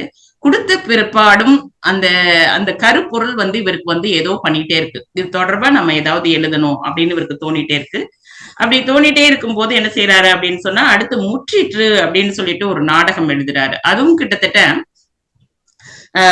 இதே பொருண்மையில தான் வரும். ஆனா அது முழுக்க முழுக்க பாத்தீங்கன்னா மருத்துவமனையிலேயே அந்த நிகழ்வு முழுவதும் நடக்கிற மாதிரி இருக்கும். ஆனா அந்த முற்றிற்றுங்கிற நாடகத்தை எழுதி முடித்தும் இவருக்கு வந்து அது அவ்வளவு திருப்தியா இல்லை, நிறைவா இல்லை. அதன் பிற்பாடுதான் இந்த சாதாரண மனிதனின் சரித்திரம் அப்படின்ற அந்த நூலை எழுதினதாக சொல்லுவாங்க. இதுல வந்து ஒரு இடத்துல வரும், அதாவது அந்த வேலுப்பிள்ளை இறந்து போறதும் அந்த முத்தையனுக்கு மகன் பிறக்கிறதையும் வச்சு அவர் அந்த ஒரு பாடல்ல அவர் குறிப்பிடுவாரு. அதாவது இது எல்லாமே கவிதையாகத்தான் இருக்கும். இந்த சரித்திரம் வந்து கவிதையாகத்தான் இருக்கும். அப்படி சொல்லும் பொழுது என்ன சொல்றாருன்னா, வேலி பிள்ளை இறந்தனன் ஆதலால் வீறு டோளம் எழுந்தது வீடலாம், காலுக்குள் வந்த சேவல் பயந்து போய் கத்தி கத்தி ஒழுங்கையில் ஓடிற்று, காலதேவன் திரும்பிடும் முன்னரே கள்ளு பட்டணத்துள்ள ஒருவனோ வேலிப்பிள்ளை பிறந்தனன் என்று அதன் மெல் விரல்களை தொற்று செலுக்கின்றான். அங்க அப்பா இறந்து போறாரு, இங்க மகன் பிறக்கிறான். அப்போ அதாவது வேலுப்பிள்ளையே திரும்ப மகனாக வர்றான் அப்படிங்கறத இவருடைய கொள்கை வந்து ஒருத்தங்க இறந்து போனா அவங்க மீண்டும் அந்த குடும்பத்திலே திரும்ப பிறப்பாங்க அப்படிங்கறதுதான் அவர் வந்து இந்த கதையில வந்து சொல்லியிருப்பாரு. ஆக இந்த இடத்துல மகாகவி வந்து தன்னுடைய கொள்கையை பதிவு பண்ணியிருக்கிறத நாம பார்க்க முடிகிறது. அடுத்து பாத்தீங்க அப்படின்னு சொன்னா, இதோட அந்த இதை விடல, அவர் எழுதிய படைப்புகள்லயே அவருக்கு ரொம்ப ரொம்ப பிடித்தது ஒரு சாதாரண மனிதனின் சரித்திரம் தான். அவர் வந்து சின்ன வயதிலேயே இறந்து போயிடுறாரு அப்படின்னு பாக்குறோம் இல்லையா. முதல் தடவை அவருக்கு மாரடைப்பு வருது, ஹாஸ்பிட்டலுக்கு மருத்துவமனையில கொண்டு போய் வச்சிருந்து சரி பண்ணிடுறாங்க. இரண்டாவது முறை வந்து மருத்துவமனையில அவர் வந்து மாரடைப்பால மருத்துவமனையில இருக்கும் பொழுது அவர் வந்து தன்னுடைய பிள்ளைகள்கிட்ட சொல்லியிருக்காரு, நான் ஒருவேளை இறந்து போயிட்டேன் அப்படின்னு சொன்னா எனக்கு வந்து என்னுடைய அதாவது உடலை எடுப்பதற்கு முன்பாக இந்த சாதாரண மனிதனின் சரித்திரத்தினுடைய 10 அத்தியாயங்களையும் படிச்ச பிற்பாடுதான் என்னுடைய உடலை எடுத்துட்டு போகணும் அப்படின்னு அவர் சொல்லியிருக்காரு. அது மாதிரியே அவங்க இறந்த பிற்பாடு அந்த சாதாரண மனிதனின் சரித்திரம், இந்த சரித்திரத்தினுடைய 10 அத்தியாயங்களையும் படித்து அதன் பிற்பாடுதான் அவங்களுடைய உடலை எடுத்து சென்றார்கள் அப்படிங்கிறத கவிஞர் சேரன் அவர்கள் ஒரு நிகழ்வுல வந்து குறிப்பிட்டதை இந்த இடத்துல நான் பதிவு செய்யறேன். ஆக அந்த கதைங்கிறத உங்களை எந்த அளவுக்கு அதை பாதிச்சிருக்கு அப்படிங்கறதுதான் என்னால அந்த இடத்துல யோசிக்க முடிஞ்சது. அடுத்து பாத்தீங்கன்னா, நான் பொதுவா சொன்னேன் வந்து, அதாவது அவர் இப்ப சொல்லும் போதே சொன்னாரு, இந்த சமூகத்துல இருக்கக்கூடிய பிரச்சனைகள்ல நீங்க பேசுங்க, இதை விட்டுட்டு நீங்க ஏன் வந்துட்டு இயற்கையை பாடுறீங்க எல்லாம் கேட்டாங்கன்னு சொல்லிட்டு. ஆனா அவங்களுடைய படைப்புகள்லயுமே பாத்தீங்க அப்படின்னு சொன்னா எல்லாமே எந்த படைப்பை எடுத்து பார்த்தாலும் அது சமூகம் சார்ந்த ஏதோ ஒரு சிக்கலாதான் மையமிட்டதாக அது இருக்கும். அதே போல அவங்களுடைய புதியதொரு வீடு அப்படின்னு சொல்லிட்டு ஒரு படைப்பு இருக்கு. அதுல பாத்தீங்கன்னா யாழ்ப்பாண மீனவ மக்களுடைய வாழ்க்கையில நடந்த வாழ்க்கையில நடக்கணும்னு இவங்க நினைச்ச நிகழ்வா நடந்த நிகழ்வான்னு தெரியாது. ஆனா வந்து அந்த வாழ்வியல் பிரச்சனையை பேசக்கூடியதான் அந்த இது கதை அமைஞ்சிருக்கும். யாழ்ப்பாணத்துல வந்து மீனவ சமூகத்தினுடைய வாழ்க்கை பிரச்சனையை தான் புதியதொரு வீடு அப்படிங்கிற பகுதி பேசுது அப்படிங்கிறத பாக்குறோம். அதாவது கடலுக்கு செல்லக்கூடிய ஒரு மீனவன் என்ன பண்ணுவான்னா, தன்னுடைய மனைவி இருப்பா, ஒரு குழந்தை இருக்கும், கை குழந்தை இருக்கும். அந்த குழந்தைய விட்டுட்டு கடலுக்கு போவான். கடலுக்கு போனவன் என்ன ஆவான் அப்படின்னு சொன்னா என்ன ஆவான்னே தெரியாது. போனவன் தான் 10 ஆண்டுகள் ஆயிடும், வரவே மாட்டான். கிட்டத்தட்ட 7 ஆண்டுகள் ஆயிடும், வரவே மாட்டான். அவனுக்கு ஒரு தம்பி மாசிலன்னு சொல்லிட்டு இருப்பான். அவன் வந்து தன்னுடைய அண்ணியையும் தண்ணியனுடைய பிள்ளையையும் தான் வீட்டிலேயே வச்சு, அவனுக்கு திருமணம் ஆகாதவன் தான் வீட்டிலேயே வச்சு பராமரிச்சுட்டு இருப்பான். அப்படி இருக்கும்போது பாத்தீங்க அப்படின்னு சொன்னா ஊர்ல உள்ளவங்க எல்லாம் வந்து என்னன்னா ஏதாவது பேச ஆரம்பிச்சிருவாங்க. இவன் வந்து எப்படி திருமணம் ஆகாதவன், அவன் இவளுக்கு கணவன் இல்ல, இவங்க 2 பேரும் எப்படி ஒரே வீட்டுல ஒன்னா இருக்க முடியும், அப்ப இவங்க 2 பேருக்குள்ள ஏதோ இருக்கு அப்படின்லாம் சொல்லி பேச ஆரம்பிச்சிருவாங்க. அப்ப ஆனா இவங்க உண்மையிலேயே 2 பேருமே வந்து அவன் அன்னைன்னா தாயை போலதான் பாக்குறான், அது பரிசுத்தமா தான் இருக்கிறான். அவளும் வந்து கொழுந்தனாரா தான் பாக்குறா. அப்படி இருக்கும்போது அந்த சுத்தி இருக்கக்கூடிய அந்த சமூகம் என்ன பண்ணுது அப்படின்னா அவங்க 2 பேரையும் இணைத்து பேசுது. அப்ப அங்க இருக்கக்கூடிய அந்த ஃபாதர் இருக்காரு இல்லையா, அவர் வந்துட்டு நீங்க ஏன் வந்து உங்க அண்ணன் வந்து போய் 7 ஆண்டுகள் ஆயிடுச்சு, இன்னும் ஏன் வந்து இனிமேவா திருப்பி வர போறாரு, அதனால நீ உங்களை திருமணம் செஞ்சுக்கோ அப்படின்னு சொல்றாங்க. அப்ப அவங்களோட உறவு பெண்ணும் அவங்க சொல்றாங்க, நீ திருமணம் பண்ணிக்கோ அப்படின்னு சொல்லிட்டு அப்புறம் 2 பேரும் திருமணம் பண்ணி அவங்களுக்கு ஒரு பெண் குழந்தை பிறந்திருக்கு. ஆனா இந்த சூழல்ல கதையினுடைய தொடக்கத்திலேயே பாத்தீங்க அப்படின்னு சொன்னா 10 வருஷத்துக்கு முன்னாடி போனான் இல்லையா, அவன் திரும்ப வருவான். திரும்ப வரும்போது பாத்தீங்கன்னா அவனுடைய மகன் வந்து அங்க தூண்டி போட்டு மீன் பிடிச்சிட்டு இருப்பான். அப்ப வந்து இந்த இடத்துல, அதாவது கடற்கரை ஓரத்துல உங்க வீடு இருந்திருக்கும். அந்த வீடு வந்து ஒரு புயல் வெள்ளத்துல என்ன ஆயிருக்கும் அப்படின்னு சொன்னா அந்த வீடு வந்து கடலோட போயிருக்கும், அங்க வீடு இருக்காது. அப்ப அந்த வீட்டை வந்து பார்த்துட்டு அவங்க எங்க என்னுடைய மாயன் அப்படிங்கறது அந்த கேரக்டர், எங்க என்னுடைய மனைவி எங்க, என்னுடைய மகன் எங்க, என்னுடைய வீடு எங்க அப்படின்னு வந்து அவர் தேடிட்டு நிற்பார். அங்க நிற்பாரு, ஒண்ணுமே இருக்காது. அப்பதான் வந்து இவன் வந்து அந்த பொடியன் அந்த சின்ன பையன்கிட்ட போய் விசாரிக்கும் பொழுதுதான் நீங்க சொல்லக்கூடிய வீடு இங்கதான் இருக்கு வாங்கன்னு சொல்லி கூட்டு போவான். அங்க போய் பார்த்தாக்க அம்மா பாயெடுத்து போட்டு, அம்மா இங்க வா, ஒருத்தங்க வந்திருக்காங்க அப்படின்னு கேட்கும் பொழுது வெளில வந்து பார்த்தாக்க அப்படியே சிலையாகி அவன் நிப்பான். அவனும் அப்படியே நிப்பான். பக்கத்துல பார்த்தா ஒரு தொட்டியில ஒரு குழந்தை கிடக்கும். அந்த குழந்தைய பார்த்துட்டு, இது யாரோட குழந்தை, எவனுக்கு இந்த குழந்தைய பெத்த அப்படின்னு சொல்லி அவன் கேட்பான். அப்ப இது வந்து அது என்னுடைய குழந்தைன்னு தம்பி சொல்லுவான். ஆக எவ்வளவு ஒரு சிக்கலான ஒரு இது அப்படின்னு சொல்லிட்டு அந்த கதையினுடைய இது 3 பேராலையும் என்னென்ன எதுவுமே பதில் பேச முடியாது. கடைசியா பாத்தீங்க அப்படின்னா எல்லாருமே சொல்லுவாங்க, இவங்க பேர்ல எந்த தப்பும் கிடையாது, நீ 10 ஆண்டுகள் நீ வரவே இல்லை, நீ 7 ஆண்டுகள் வரையும் நாங்க பொறுத்திருந்தோம், அப்புறம் வந்து இந்த சமூகம் வந்து ஒரு மாதிரி பேசுவாங்க அப்படிங்கிறதுனால 7 ஆண்டுகள் நான் வரல அப்படிங்கிறதுனாலதான் திருமணம் செஞ்சு வச்சோடனே அவனுமே என்ன பண்ண மாட்டான், மனைவி மீதோ தம்பி மீதோ அவனுக்கு எந்த வருத்தமும் இருக்காது. அவன் சொல்லுவான், நான் இனிமே இந்த நாட்டை விட்டு இந்த இடத்த விட்டு நான் போக மாட்டேன், இங்கேயே எனக்கு ஏதாவது எனக்கே ஒரு தொழில் இருக்கு அப்படின்னு சொல்லிட்டு அவன் போவான். அப்ப போகும் பொழுது தன்னுடைய மகனையும் அழைத்து கொண்டு போவதாக அந்த கதை முடியும். ரொம்ப நல்ல ஒரு கதை. அது வந்து இந்த கதையை வந்து பல முறை வந்துட்டு மேடை ஏற்றிருக்காங்க அப்படிங்கறதெல்லாம் நம்மளால பார்க்க முடியுது. அதாவது தாசிரிசியஸ் அப்படின்னு சொல்லக்கூடியவங்க இத வந்து நிறைய மேடை நாடகமாக இதை போட்டிருக்காங்க அப்படின்னு படித்ததாக நினைவு.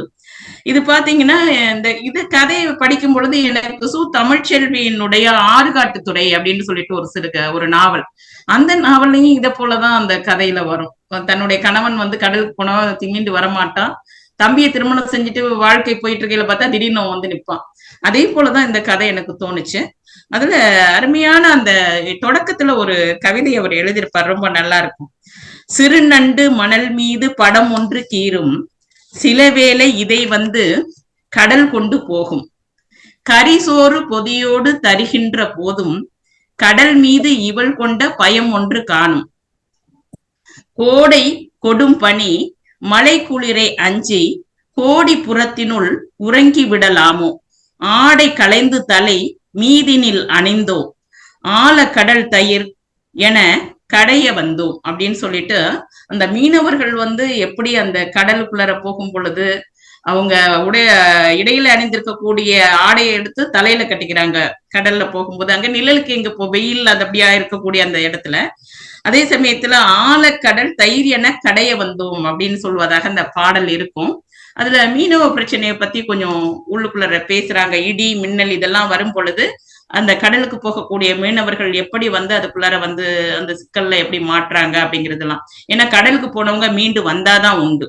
நம்ம சங்க இலக்கியங்கள்லயே பாத்தீங்க அப்படின்னு சொன்னா வந்து ஒவ்வொரு திணைக்கும் ஒண்ணு கொடுக்கும்போது நெய்தல் திணைக்கு மட்டும் இரங்கல் நிமித்தமும்னு கொடுத்திருப்பாங்க. இரங்கல் அப்படின்னு சொன்னாலே கொடுந்துயரா, என்ன கடலுக்கு போனவன் மீண்டும் வந்தாதான் உயிரோட இருக்கான்னு அர்த்தம். ஆக அப்படியான வாழ்க்கை, வாழக்கூடிய வாழ்க்கை எப்படி இருக்கு அப்படிங்கிறத பார்க்கணும். அதே சமயத்துல இந்த இடத்துல எனக்கு என்ன தோணுது அப்படின்னா, மகாகவி அவர்கள் வந்து ஒரு வாழ்க்கை போயிடுச்சு அப்படின்னு சொன்னா அது இல்ல, அடுத்து ஒரு வாழ்க்கை இருக்கு அப்படின்னு சொல்லிட்டு அந்த 2வது திருமணம் செய்து வைக்கக்கூடிய அந்த மனப்பாங்கு, இது போயிடுச்சு அப்படின்னா இல்ல, அவன் திரும்ப வராங்கிறது வேற கதை. ஆனா கணவன் போயிட்டான் அப்படின்னு சொன்னா, ஒரு குழந்தை இருக்கு அப்படின்னு சொன்னா இந்த சமூகம் வந்து அதை அப்படி பார்க்காம அவங்களுக்கு மறுமணம் செய்து வைத்து அவங்களுக்கு ஒரு வாழ்க்கையை கொடுக்கணும் அப்படிங்கிற மாதிரி இந்த கதையை கொண்டு போயிருக்கிறத என்னால பார்க்க முடிந்தது. அடுத்து இது அடுத்து வரக்கூடிய ஒரு இது என்ன அப்படின்னு பாத்தீங்கன்னா, அவங்களுடைய எல்லா படிப்புகளை பத்தி நம்மளால பேச முடியாது. அதுல ஒரு சிலதை மட்டும்தான் உங்ககிட்ட ஒரு சில கருத்துக்களை மட்டும்தான் நான் பகிர்ந்துக்கிறேன். அடுத்து இவங்களுடைய படைப்புகள்லே எனக்கு மிகவும் பிடித்தது தேரும் திங்களும் அப்படிங்கிற அந்த கவிதையில வரக்கூடிய அந்த கவிதை தான் எனக்கு ரொம்ப பிடித்தது. அதாவது சமுதாயத்துல வந்து புறையோடி போயிருந்த அதீத சாதி வெறியால் ஒரு இளைஞன் கொல்லப்பட்ட செய்தியை இந்த தேரும் திங்களும் அப்படிங்கிற அந்த கவிதையில வந்துட்டு அவங்க பதிவு செஞ்சிருப்பாங்க. அவங்க கவிதை வந்து படிக்கும் பொழுதே எளிமையா புரியுற மாதிரி தான் இருக்கும். ஊரெல்லாம் கூடி ஒரு தேர் இழுக்கிறதே, ஊரெல்லாம் கூடி ஒரு தேர் இழுக்கிறதே, வாருங்கள் நாமும் பிடிப்போம் வடத்தை என்று வந்தான் ஒருவன், வயிற்றில் உலகத்தாய் நொந்து சுமந்து 100 ஆண்டு வாழ்வதற்காய் பெற்ற மகனே அவனும், பெருந்தோளும் கைகளும் கண்ணில் ஒளியும் கவலையிடை உய்ய விளையும் உளமும் உடையவன்தான். வந்தான் அவன் ஒரு இளைஞன், மனிதன்தான். நில் என்றான் ஓராள், நிறுத்தென்றான் மற்றோராள், புல் என்றான் ஓராள், புலை என்றான் இன்னோரால், கொள் என்றான் ஓரால், கொளுத்து என்றான் வேறோரால்.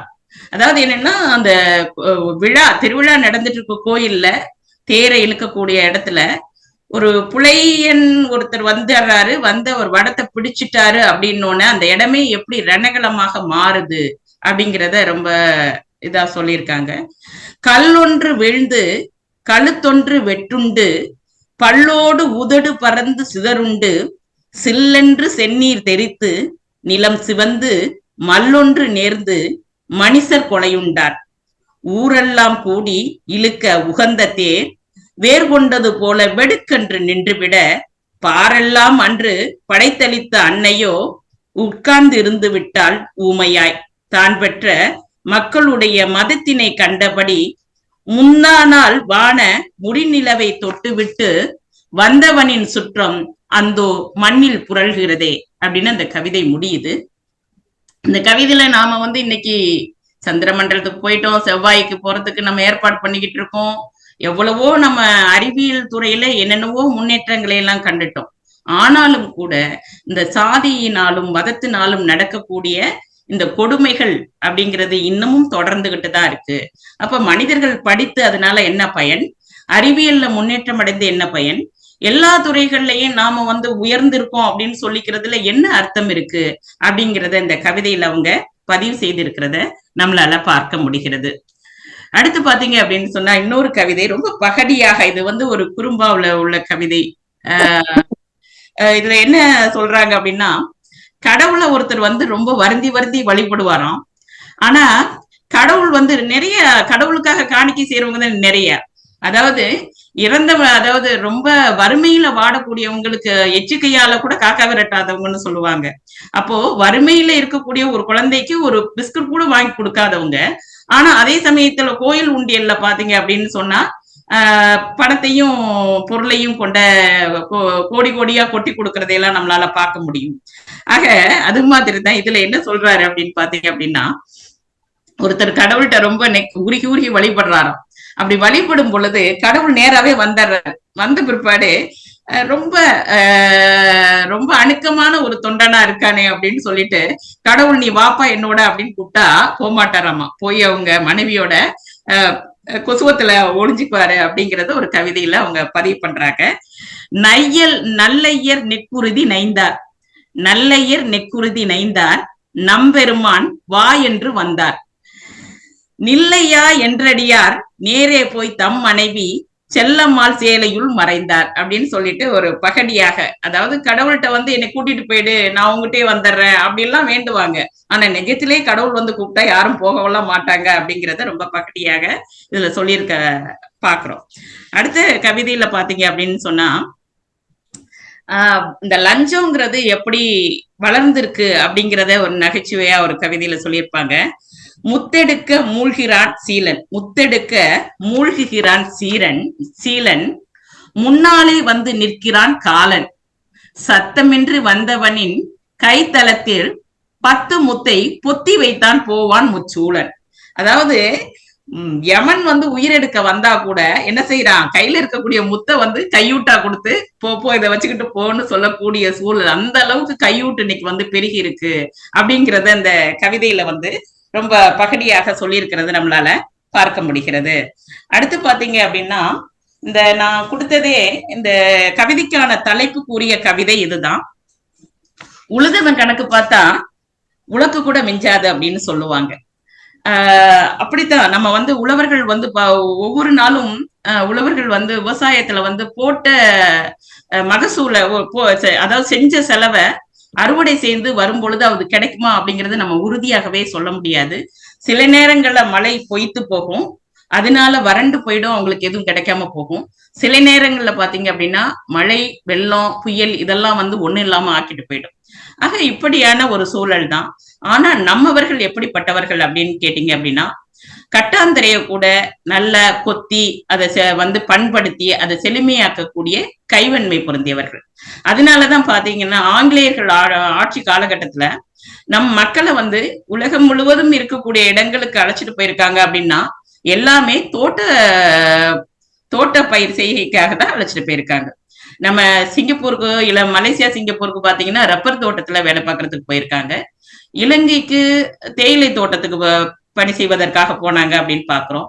அது போல நிறைய இடங்கள் நிறைய நாடுகளுக்கு புலம்பெயர்ந்து போயிருக்காங்க அப்படின்னா, ஒண்ணு கரும்பு உற்பத்தியா இருக்கும், அல்லது தேயிலை காப்பி உற்பத்தியா இருக்கும், அல்லது இந்த மாதிரி விவசாயத்துல கை தேர்ந்த மனிதர்கள் தான் நம்மளுடைய மக்கள். இவங்க சொல்லுவாங்க இல்லையா, ஔவையார் சொல்லுவாங்க இல்லையா, நாடா கொன்றோ காடா கொன்றோ அவளா கொன்றோ மிசையா கொன்றோ எவ்வளி நல்லவர் ஆடவர் அவ்வளி நல்லை வாழிய நிலனேன்னு சொல்லிட்டு, ஆக இப்படியாக நம்ம மக்கள் வந்துட்டு ஒரு கட்டாந்தரைய கூட நல்ல வளம் கொளிக்கக்கூடிய பூமியாக மாற்றக்கூடிய சக்தி படைத்தவர்கள். ஆக அப்படித்தான் ஒருத்தர் என்ன செய்யறாரு அப்படின்னு சொன்னா விவசாயம் பண்றாரு. விவசாயம் பண்ணும் பொழுது அந்த விவசாயம் என்ன ஆகுது அப்படின்னா ரொம்ப கட்டாந்தரையான இடம், அதுல எதுவுமே வராது அப்படின்னு சொல்லுவாங்க. அப்படிப்பட்ட இடத்தையே இவர் என்ன செய்யறாருன்னா சீர்படுத்தி செம்மைப்படுத்தி விவசாயம் பண்றாரு. நல்லா செழித்து வளர்ந்து இருக்குது. ஆனா திடீர்னு புயல் மழை வந்து ஒண்ணுமே இல்லாம ஆக்கிடுது.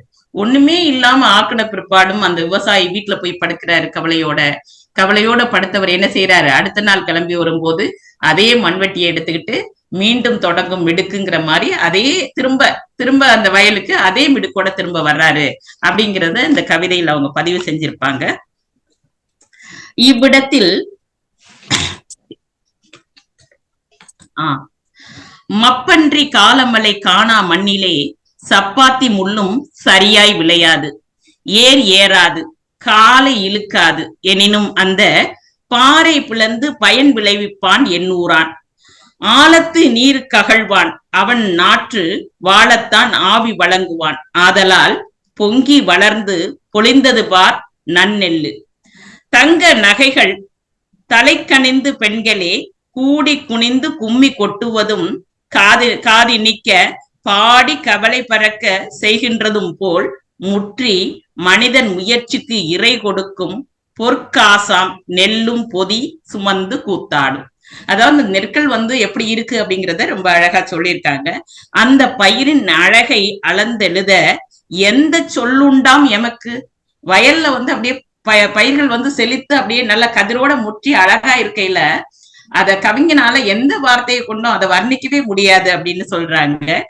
உழைப்பாளி உள்ளம் நெகிழ்ந்தான் ஒரு கதிரை கொத்தாக கிள்ளி முகர்ந்தான் கிறுகிறுத்து போகிறான். வாடும் வயலுக்கு வார்க்கா முகிழ்கதிர்கள் சூடும் சிறுபயிர் மேல் சோவென்று நள்ளிரவில் கொட்டும் உடன் கூடும் கொலை காற்றும் தானுமாய் 8 திசையும் நடுங்கி முழங்கி எழும். ஆட்டத்து மங்கையர் போல் அங்கு மொய்த்து நின்ற பயிர் பாட்டத்தில் வீழ்ந்தழிந்து பாழாகி போய்விடவே கொள்ளை போல் வந்த கொடுமை விளைவித்து வெள்ளம் வயலை விழுங்கிற்று. பின்னர் அது வற்றியதும் ஓயா வழக்கரத்தில் மண்வெட்டி பற்றி அதோ பார் பழையபடி கிண்டுகின்றான். சேர்ந்தவற்றை முற்றும் சிதற வைக்கும் வானத்தை பார்த்தயர்ந்து நிற்கும் பழக்கமற்றோன் ஈண்டு முதலில் இருந்து முன்னேறுதற்கு மீண்டும் தொடங்கும் மிடுக்கு. அதாவது வயல்ல இந்த மாதிரி பிரச்சனைகள் நம்ம விவசாயிகள்லயும் நம்ம எத்தனையோ பேரை பார்த்திருப்போம். இந்த மாதிரி எத்தனையோ தடவை நமக்கு வந்து பொய்த்து போகக்கூடிய இடங்கள் எல்லாம் உண்டு. அப்படியெல்லாம் அந்த இடம் பொய்த்து போனாலும் கூட அதனால விவசாயிகள் என்னைக்குமே சோர்ந்து இனி எனக்கு விவசாயமே வேண்டாம் அப்படின்னு சொல்லிட்டு யாருமே இருக்கிறது கிடையாது. மீண்டும் அந்த மண்வெட்டியை எடுத்துக்கிட்டு அவங்க அங்கதான் போவாங்க. அங்கதான் அவங்களுடைய வாழ்க்கை இருக்கு. அததான் போய் அவன் கிண்டிட்டு இருப்பான் அப்படிங்கறத இந்த கவிதையில ரொம்ப அழகா சொல்லியிருக்காங்க அப்படிங்கறத நாம பாக்குறோம். அதே போல இவங்க புதிய புதிய சோதனை முயற்சி எல்லாமே புதிய புதிய முயற்சிகள் தான். அதுல அவங்க செய்திருக்க கூடியதுல பாத்தீங்கன்னா அந்த பொருள் 100 அப்படின்னு எழுதியிருப்பாங்க. அது 2008 தான் சிற்பி பாலசுப்ரமணியம் ஐயா இவங்க வந்து அதுக்கு முன்னுரை எழுதியிருக்காங்க. 2008 தான் அந்த நூல் வந்து வெளிவந்தது. மித்ரா பதிப்பகம்னு நினைக்கிறேன், அதுலதான் வெளிவந்தது. அந்த கவிதைகள்ல பாத்தீங்கன்னா 100 கவிதைகள் அந்த புத்தகத்துல இருக்கு. இந்த கவிதை குறித்து கவிஞர் சேரன் குறிப்பிடும் போது என்ன சொல்றாங்க அப்படின்னா, மானுட வரலாற்றை நிகழ்வுகளால் எழுதலாம், அனுபவங்களால் எழுதலாம், ஆனால் பொருள்களால் எழுதினால் அது எப்படி இருக்கும் எனும் முயற்சிதான் பொருள் 100 அப்படின்னு சொல்றாங்க. ஏன்னா அந்த 100 கவிதைகளும் ஒவ்வொரு பொருளை பத்தி இருக்கும். இப்ப அலைபேசி இருக்குன்னா அலைபேசியை பத்தி ஒரு கவிதை, பேனா இருக்குதுன்னா பேனாவை பத்தி ஒரு கவிதை, இப்படி 100லயும் 100 பொருள்களை பத்தி அவங்க எழுதியிருப்பாங்க. அதுதான் பொருள் 100 அப்படின்னு பேர் வச்சிருக்காங்க. முயற்சி தான் பொருள் 100. இதனை மெட்டீரியல் கல்ச்சர் அப்படின்னு என்று மானிடவியலில் குறிப்பிடுவர். ஒரு சமூகம் நூற்றாண்டுகளாக தாம் உருவாக்கிய பொருள்களின் ஊடாக அச்சமூகத்தின் கலாச்சாரத்தை பண்பாட்டை பார்ப்பது அப்படின்னு சொல்லிட்டு இதுக்கான விளக்கத்தை அவங்க சொன்னாங்க. உண்மைதான். நம்ம 5000 6000 ஆண்டுகளுக்கு முன்பு வாழ்ந்த அந்த சமூகத்தை எதன் மூலமா நாம பாக்குறோம்? மெட்டீரியல் கல்ச்சர், அது மூலமா தானே பார்த்துட்டு இருக்கோம். இன்னைக்கு நம்மகிட்ட இலக்கியங்கள் இருந்தது, நம்மளுடைய பண்பாடு, நாம தொன்மையானவர்கள், நம்ம உலகத்திலே உள்ள தொன்மையான நாகரிகங்கள்ல தமிழர் நாகரிகமும் ஒன்று அப்படின்னு நம்ம சொன்ன பொழுது யாருமே அதை ஒத்துக்கவே இல்லை. ஆனா அதுக்கான தொல்பொருள் அகழாய்வு பொருள்கள் கிடைச்ச பிற்பாடுதான் அது எல்லாரும் ஒத்துக்க ஆரம்பிச்சாங்க. இன்னைக்கு நமக்கு கீழடி அகழாய்வுல நமக்கு கிடைச்சிருக்கக்கூடிய அந்த பொருள்களை நம்ம கார்பன் டேட்டிங் அனுப்பிதான் நம்ம இத்தனை ஆண்டுகள், அதாவது கிமு 6000க்கு முன்பே நம்மளுடைய நாகரிகமானது தொன்மையான நாகரிகம் அப்படிங்கறத நாம இன்னைக்கு சொல்லிட்டு இருக்கோம். அதுக்கு மிக முக்கியமான இருக்கக்கூடியது என்ன அப்படின்னு பாத்தீங்கன்னா பொருள்கள் தான், மெட்டீரியல் தான். ஆக அதை அடிப்படையாக கொண்டு அந்த 100 கவிதைகளையும் அவங்க எழுதியிருப்பாங்க. இந்த தொகுப்புல இடம்பெற்றுள்ள கவிதைகள் பாத்தீங்கன்னா நம்ம அன்றாடம் நாம பயன்படுத்தக்கூடிய புலங்கு பொருள்களை தான் இதுல அதிகமா இருக்கு அப்படிங்கிறத நாம பாக்குறோம். இதன் வழியாக அவர் வாழ்ந்த சமூகத்தின் வாழ்வியல் நிலை, சமூக முரண்பாடு, மனிதர்களின் நடத்தை, அகப்புற செயல்பாடுகள், இவற்றையெல்லாம் அந்த கவிதைகள்ல அவங்க சொல்லியிருக்காங்க அப்படிங்கிறதையும் பாக்குறோம். அடுத்து இந்த நூலை பாத்தீங்க அப்படின்னா, அந்த நூலை பத்தி நம்ம சொல்லும் பொழுது என்ன சொல்றாங்க அப்படின்னா, மகாகவி தட்டச்சு செய்து ஒரு நூல் போல வடிவமைத்து இளம்பிறை ரஹ்மான் அவர்களிடம் நூலாக்கம் செய்து வெளியிடும்படி ஒப்படைக்கப்பட்ட இக்கவிதை தொகுப்பை 1/4 நூற்றாண்டுகளுக்கு பிற்பாடு 31/10/2008 மித்ர பதிப்பகம் வெளியிட்டுள்ளது. மகாகவிக்கு தன் கவிதைகளை படக்காட்சிகளோடு வர வேண்டும் எனும் அவா இருந்ததை அறிய முடிகிறது. அவ்வாறே இந்த கவிதை நூல் எப்படி வந்திருக்கு அப்படின்னு சொன்னா, அந்த படக்காட்சிகளோட இந்த கவிதையானது ரொம்ப சின்ன நூல் தான், ரொம்ப அழகா வடிவமைச்சிருப்பாங்க. இதுல பாத்தீங்க அப்படின்னாக்க அடுப்பு, காசு, செருப்பு, சேலை, இட்லி, ஏவுகணை, கட்டில், இப்படி எல்லா பொருட்களை பற்றியும் இதுல 100 இது போல 100 பொருட்களை பற்றி இதுல பாடல் இடம்பெற்றிருக்கிறத நம்மளால பார்க்க முடிகிறது. அதுல ஒரு கவிதை, அடிமட்டத்தால் ஆளை அளந்து கொண்டு 5 அடி 9 அங்குலம் எனலாம்.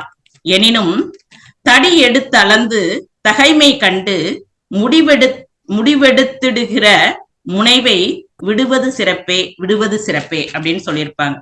அதாவது நம்ம சொல்லுவோம் இல்லையா, அதாவது பார்த்த உடனே, ஆளை பார்த்த உடனே நம்ம ஒரு முன் முடிவுக்கு வந்துருவோம். அவங்க என்ன ஏதுன்னு நமக்கு எதுவுமே தெரியாது. அததான் இவங்க சொல்றாங்க.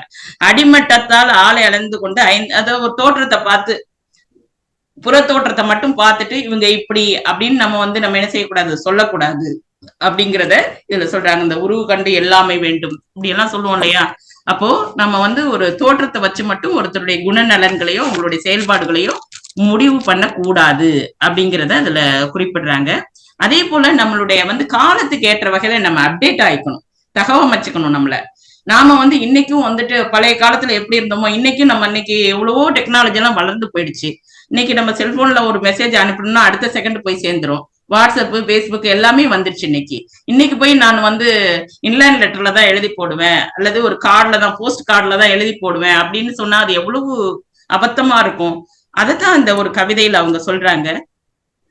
அம்பு வில் நம் மூதாதையர் கருவி ஆதலால் அவைகளை அணிந்தவனாக போர்க்களத்து எம்மூர் பொடியன் வீரவான் போயினன் எய்த அம்பேரி எதிர்த்தர பொருவனின் காக்கி சட்டை பொத்தான் கலன்றது. வீரவான் விழுந்தான் விழாவில் ஓர் எலும்பின்றி ஒடித்தது குண்டே. எதிராளி கையில துப்பாக்கியோட இருக்கும் பொழுது நம்ம வில்லையும் வாளையும் வச்சுட்டு சண்டை போடுறது எவ்வளவு பொருத்தமற்றது அப்படிங்கிறத ஒரு பொருள் நூறுல ஒரு கவிதையில அவங்க குறிப்பிட்டிருக்காங்க. இதே போல அவங்க நிறைய அந்த கவிதைகள்ல நிறைய அவங்க குறிப்பிட்டிருக்கிறத நம்மளால பார்க்க முடிகிறது. இவ்வாறாக அவங்களுடைய படைப்பை பத்தி நம்ம பேசணும் அப்படின்னு சொன்னா நம்ம பேசிக்கிட்டே போகலாம். அதாவது தமிழ் கவிதைக்கு மடைமாற்றம் தந்த பாரதிக்கு 20ஆம் நூற்றாண்டின் பிற்பகுதியில் தன்னை நிலைநிறுத்தி கொண்ட புது கவிதைக்கும் இடையில் சுயம்புவான அடையாளங்கோடு தன் மகத்துவத்தை நிலைநிறுத்திக் கொண்டவர் மகாகவி என்று சிற்பி பாலசுப்ரமணியம் அவர்கள் மகாகவி ருத்ரமூர்த்தியை பத்தி அவங்க சொல்றாங்க. சண்முகம் சிவலிங்கம் அவங்க சொல்லும் பொழுது என்ன சொல்றாங்க அப்படின்னா, பாரதி வளர்த்த சில கவிதை பண்புகளின் தோல்வியே பிச்சமூர்த்தி என்றால், அத்தோல்வி நிகழாமல் அதனை இன்னும் ஒரு கட்டத்திற்கு உயர்த்திய வெற்றியே மகாகவி என்று ருத்ரமூர்த்தி அவர்களை குறிப்பிடுறாங்க.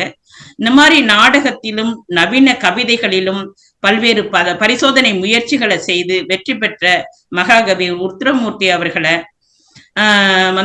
இன்னைக்கு சமகாலத்துல இருக்கக்கூடிய படைப்பாளர்கள் எல்லாம் அறிந்து கொள்ள வேண்டும். அவருடைய படைப்புகளை நாம படிக்கணும். அவர் படைப்புகளின் வழி சொல்ல வந்த செய்திகளை நாம தெரிஞ்சுக்கணும் அப்படிங்கிறத அறிவுறுத்துவதற்காகத்தான் இந்த மகாகவி ருத்ரமூர்த்தியை பத்தி இந்த தமிழகத்துல இருக்கக்கூடிய படைப்பாளர்கள் அறிந்து கொள்ள வேண்டும் என்பதற்காகவும், சமகாலத்துல இருக்கக்கூடியவங்க அவருடைய படைப்புகளை எடுத்து பார்க்கணும் அப்படிங்கிறதுக்காகவும் தான் இந்த மெய்நிகர் மேடையில இந்த தலைப்பெடுத்து பேசணும் அப்படின்னு நினைச்சேன். அவங்களுடைய படைப்பை பத்தி பேசணும்னா நான் ஏற்கனவே சொன்னது போல அது மிகப்பெரிய ஒரு பரப்பு. அதுல ஒரு சில கருத்துக்களை மட்டும்தான் நான் உங்களோட பகிர்ந்திருக்கிறேன். நல்லதொரு வாய்ப்புக்கு நன்றி கூறி விடைபெறுகிறேன். நன்றி, வணக்கம். அன்பான தோழர்களே, ஒரு அருமையான ஒரு உரையை நமக்கு பேராசிரியர் திராவிடமணி அவர்கள் தந்திருக்கிறார்கள். இது நடந்தது ஒரு தற்செயல் நிகழ்வுதான். பேராசிரியர் திராவிடமணி அவர்களை ஆராய்ச்சி கூட்டத்திற்கு அழைக்க வேண்டும் என்று பல முறை ராமச்சந்திரன் நான் பேசிக்கொண்டோம். இந்த முறை அழைப்போம் என்று அழைத்த போது அவர்களும் வந்தார்கள். வரும்போது இந்த தலைப்பை அவர்கள் தான் தேர்ந்தெடுத்தார்கள். ஏற்கனவே அவர்கள் சொன்னபடி ஏறத்தாழ ஒரு 4 ஆண்டுகளுக்கு முன்பு 2021 என்று நினைக்கிறேன், அப்போது மகாகவியினுடைய 50வது நினைவு நாள் வந்தது. அதை ஒட்டி ஒரு இணைய வழியிலே ஒரு கருத்தரங்கம் இருந்தது. அந்த கருத்தரங்கத்திலே நம்முடைய திராவிடமணி தோழரும் பேசினார். அந்த நிகழ்ச்சியிலே நான் பங்கெடுத்தேன். எனவே மகாகவியை பற்றி ஜீவானவ சிந்தனை பள்ளியில் ஒரு உரை நீங்கள் தர வேண்டும் என்று அப்போது கேட்டேன். அப்போது நான் வைத்த வேண்டுகோளை இப்போது நிறைவேற்றி தந்திருக்கிறார் 4 ஆண்டுகளுக்கு பிறகு. மகிழ்ச்சியாக இருக்கிறது. 2 விஷயங்கள். ஒன்று, இந்த நிகழ்ச்சியிலே நம்முடைய மதிப்புக்குரிய கவிஞர் சேரன் ருத்ரமூர்த்தி அவர்கள் வந்திருந்தார்கள்.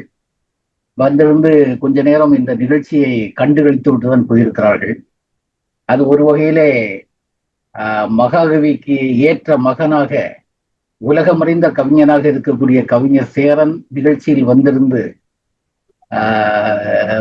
அவர் சென்றது என்பது இந்த நிகழ்ச்சிக்கான ஒரு ஆசீர்வாதமாக நாம் கருதலாம். ஒன்று. இன்னொன்று, திராவிடமணி அவர்கள் தற்செயலாக இன்றைக்கு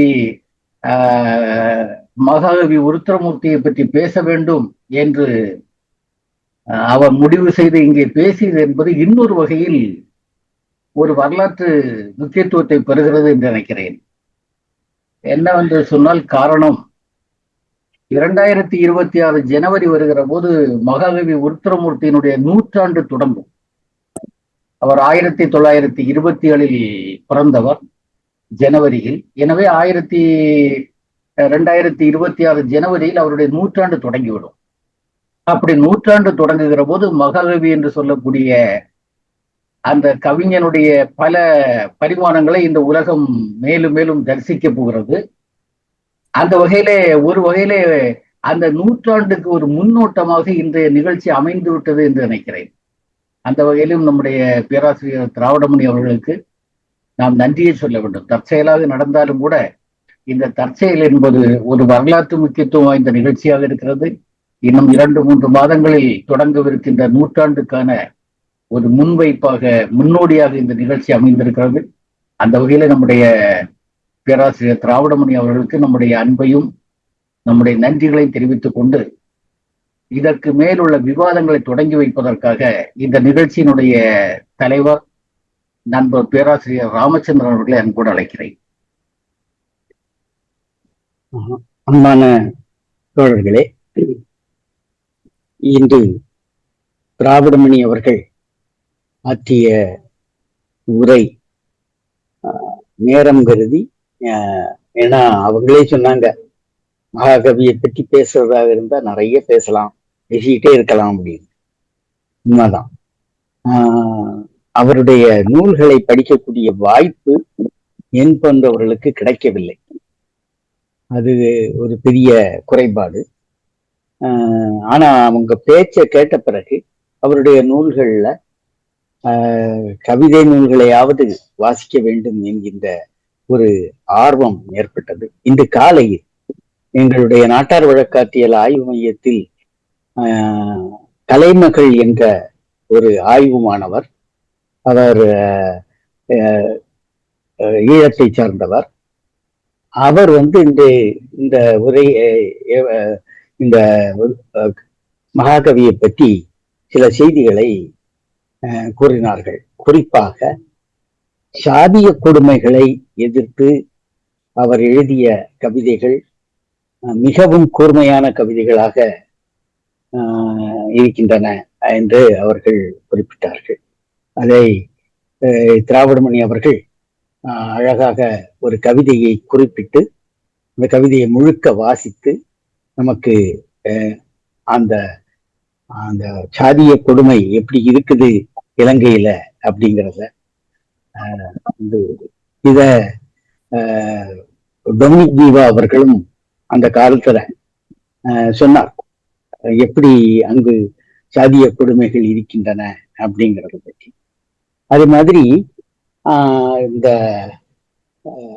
அவர்களுடைய உரையிலிருந்து நாம பார்க்கும்போது ருத்ரமூர்த்தி அவர்கள் கவிதைகளை எழுதியிருக்காங்க, குறும்பா கவிதைகள் அப்படிங்க, அப்புறம் காவியங்கள் எழுதியிருக்காங்க, நாடகங்கள், அதிலும் குறிப்பாக நாடகங்கள், அப்புறமா அவருடைய கண்மணியின் காதைய அப்படின்னு சொல்லி ஒரு அவருடைய எழுத்து வில்லுப்பாட்டாக இலங்கை வானொலியில் நிகழ்த்தப்பட்டிருக்கிறது செய்தி நமக்கு புதிதாக கிடைக்கிறது. அதே மாதிரி அவங்க சொன்ன மாதிரி சோதனை முயற்சிங்கிறது அந்த கவிஞனுக்கு ரொம்ப இருந்திருக்குது. பாரதிக்கு உண்டு, நமக்கு தெரியும். சோதனை முயற்சியாக பல கவிதைகளை பாரதி எழுதியிருக்கிறார். அதே மாதிரி மகாகவி அவர்களும் சோதனை முயற்சிக்கு கவிதைகள், அதே மாதிரி நாடகங்கள் ஆகியவற்றை அவர் எழுதியிருக்கிறார்ங்கிறது. சில நாடகங்கள் மேடையேற்றப்பட்டிருக்கின்றன என்ற செய்தியும் நமக்கு அறிய கிடைக்கிறது. சமூக சிந்தனை மிக்க எழுத்துக்கள் அவரிடம் இருந்திருக்கின்றன. இந்த இன்னொரு முக்கியமான தகவல், அது பேராசிரியர் திராவிடமணி அவர்கள் கூறிய கருத்து, புழங்கு பொருட்களை மையப்படுத்தி. புழங்கு பொருள் பண்பாடு என்பது பல செய்திகளை, ஒரு பொருள், நாம் இப்பொழுது பயன்படுத்தி கொண்டிருக்கக்கூடிய பொருட்களாயினும் சரி, மரபு வழியாக பயன்படுத்தி கொண்டிருக்கக்கூடிய பொருட்களானாலும் சரி, நம்மளுடைய முன்னோர்கள் பயன்படுத்திய பொருட்களானாலும் சரி, அவை ஏராளமான செய்திகளை தமக்குள் புதைத்து வைத்திருக்கின்றன. அவை நம்மிடம் உரையாடி கொண்டே இருக்கும். அதுதான் இந்த புழங்கு பொருள் பண்பாடு என்கின்ற ஆய்வு மானிடவியல் புலத்திலும் நாட்டார் வழக்காற்றியல் புலத்திலும் சிறப்பாக செய்யப்படுகிறது. அது பேராசிரியர் சிவசுப்பிரமணியன் அவர்களுடைய சில நூல்கள், தாவர வழக்காறுகள், உப்பு பற்றிய அவருடைய நூல், பனை பற்றிய அவருடைய நூல், இதெல்லாம் புழங்கு பொருள் பண்பாடு பற்றிய நூல்கள். இந்த புழங்கு பொருட்களை பற்றிய பார்வை அந்த காலத்துல மானுடவியல் சிந்தனை தமிழகத்தில் வருவதற்கு முன்னாடி அல்லது இலங்கை ஈழத்தில் வருவதற்கு முன்னாடி அவர் புழங்கு பொருட்கள் எப்படி நமக்கு அர்த்தங்களை தருகின்றது அப்படிங்கிறத பற்றி நமக்கு அவர்கள் இந்த கவிதைகளை பாடியிருக்கிறார்ங்கிறது ரொம்ப முக்கியமானது. நிச்சயமாக நாம் கொண்டாடப்பட வேண்டிய ஒரு எழுத்தாளர் அல்லது கவிஞர் எப்படி வேணாலும் நம்ம சொல்லலாம். நம்ம கொண்டாடப்பட வேண்டியவர். அவருடைய நூற்றாண்டை ஒட்டி கூட நாம் ஜீவானாவா சிந்தனை பள்ளியிலோ அல்லது பேராசிரியர் நாவா ஆய்வுக்குழுவிலேயோ இன்னும் ஒரு உரை, அதுவும் குறிப்பாக திராவிடமணி அவர்களே வழங்க வேண்டும் என்று அன்போடு வேண்டி இனிமேல் நாம் விவாதத்துக்குள்ள போகலாம். பேசக்கூடியவர்கள் பேசலாம்.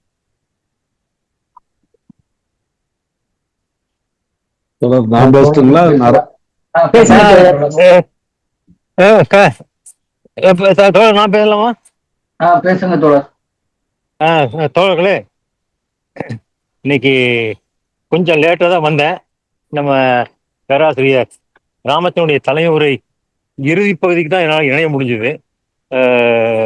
ரொம்ப சிறப்பா இருந்தது இன்னைக்கு கூட்டம். நாம இங்க தமிழக பரப்புல, தமிழ் பரப்புல அதிகமாக அறியப்படாத ஒரு கவிஞரை பற்றி மிக அதிகமான விவரங்களை உள்ளடக்கிய ஒரு உரையாக திராவிட மொழிகள் உரை அமைந்தது. ருத்ரமூர்த்தியை பற்றி ஏற்கனவே ஒரு உரை நிகழ்த்தியிருந்தாலும் இன்றைய உரை மிக முழுமையான உரை அப்படின்னு நான் பார்க்குறேன். மகாகவி ருத்ரமூர்த்தியினுடைய அந்த அவருடைய உரையுடைய முன்பகுதியில அவருடைய வாழ்க்கை வரலாற்றை சுருக்கமாகவும் தெளிவாகவும் முழுமையாகவும் எடுத்து சொல்லிட்டு அப்புறம் அவர் படைப்புலகத்தை பத்தி பிற்பகுதியில் ரொம்ப விரிவா பேசினாங்க. நான் கூட யோசனை பண்ணேன், வாழ்க்கை வரலாறே சொல்லிட்டு போறாங்களே, அவருடைய படைப்புடைய தன்மையை பற்றி கொஞ்சம் சொன்னா நல்லா இருக்குமே நம்ம மனசுக்குள்ள யோசனை பண்ணிட்டு இருக்கும் பொழுது அதை கரெக்டா அவர் கனெக்ட் பண்ணிக்கிட்டாரு. என்ன அதே மாதிரி அது உள்ள முக்கியமான சில எல்லாமே பேச முடியாவிட்டு சில பல கவிதைகளை அவர் சொன்னாங்க. அந்த சாதாரண மனிதனின் சரித்திரம்ங்கிற கதை என்ன ரொம்ப மனசுல தொட்டுச்சு. என்ன அதாவது அதாவது பிறந்தமை வளர்ந்தமை அப்படிங்கிற அந்த தலைப்பினுடைய நவீனத்துவம், இறப்பு என்பது அதோட முடிஞ்சு போற சமாச்சாரம் இல்லை, அதை நம் மகன் சந்ததி வாயிலாக அது தொடர் நிகழ்வுதாங்கிற ஒரு தத்துவார்த்த பார்வை இருக்கு.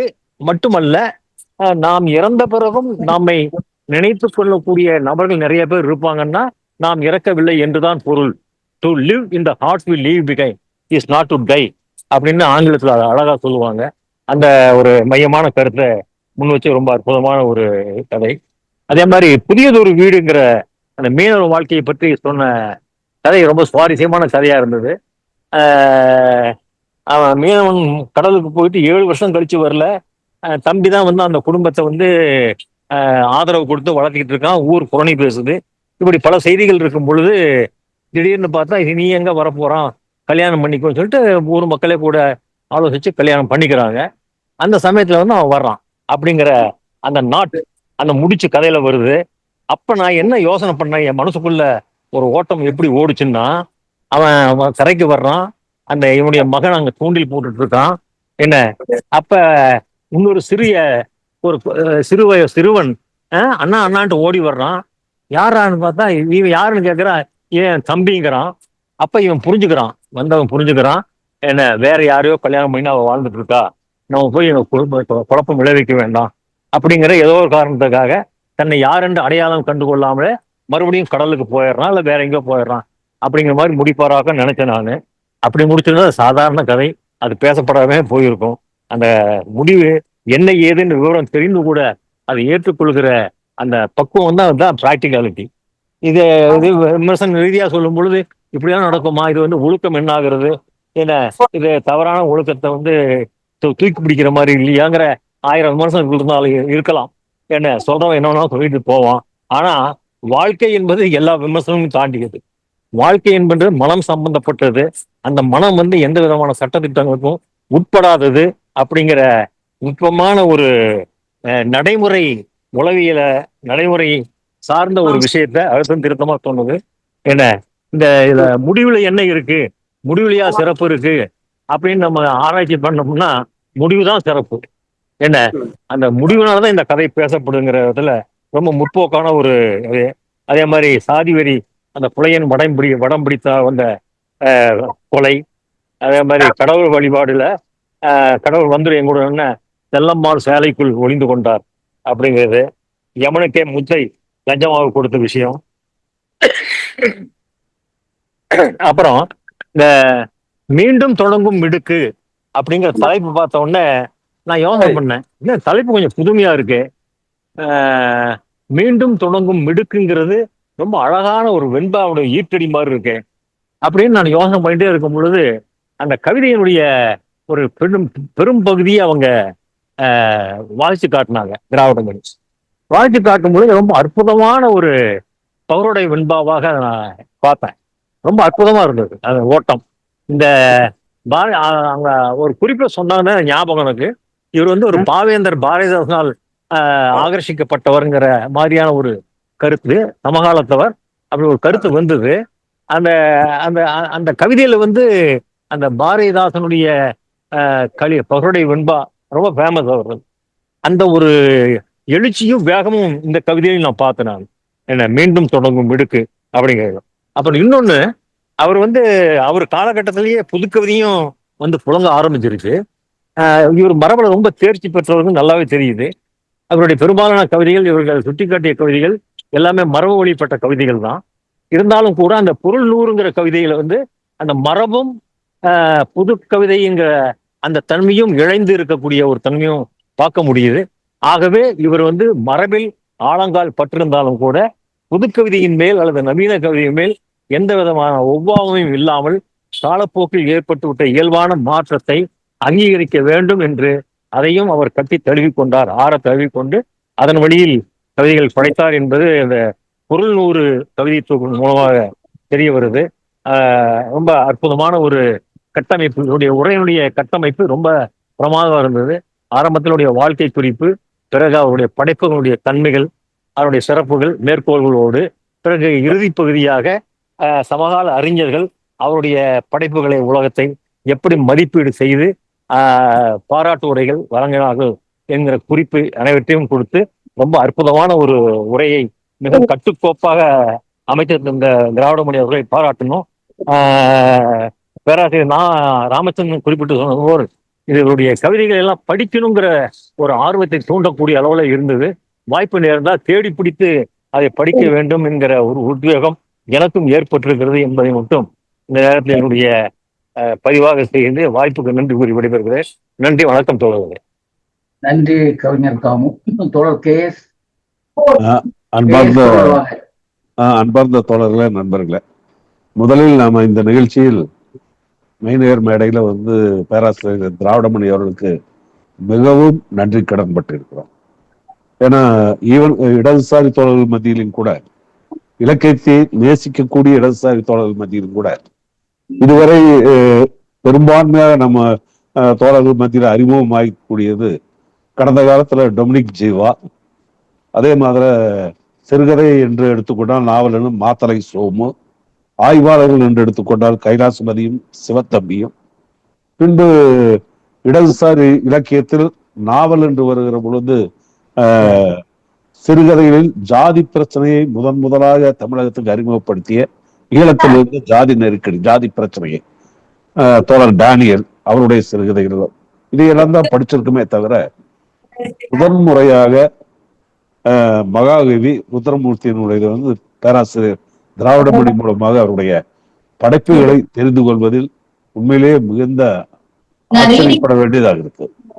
அவருக்கு நன்றி சொல்ல கடமைப்பட்டதுக்கு காரணம், நம்முடைய இயக்குனர் கங்கா அவர்கள் சொன்னதை போல அடுத்த ஆண்டு 2026 வந்து அவருடைய 100ஆண்டு விழா தொடங்குகிறதை நினைவுபடுத்தினார்கள்.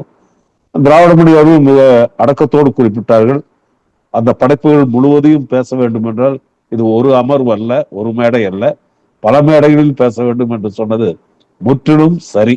ஏன்னா அவங்க அறிமுகப்படுத்துற போதே நாங்கள் ஆச்சரியப்பட்டதுங்கிறது, இவ்வளவு தலை சிறந்த படைப்பாளியை வெறும் இயற்கையை மட்டும் பாடிக்கொண்டிருந்த ஒரு சமூக சூழலில் சமூகத்தில் எரியும் பிரச்சனைகளையும் சாதாரண மனிதர்களையும் உண்மையாக கொண்டு படைப்புகளை கொண்டு வர வேண்டும் என்று சொன்ன ஒரு அற்புதமான கவிஞனை தேவைப்பட்ட அளவுக்கு, அதாவது அவர் அறிமுகமாயிருக்க வேண்டிய அளவுக்கு தமிழ் சமூகத்தில் இடதுசாரி சிந்தனையாளர்கள் மத்தியிலும் கூட அறிமுகமாகவில்லை என்கிறது தெரிய வர்ற போது ரொம்ப வருத்தமாக தான் இருக்கு.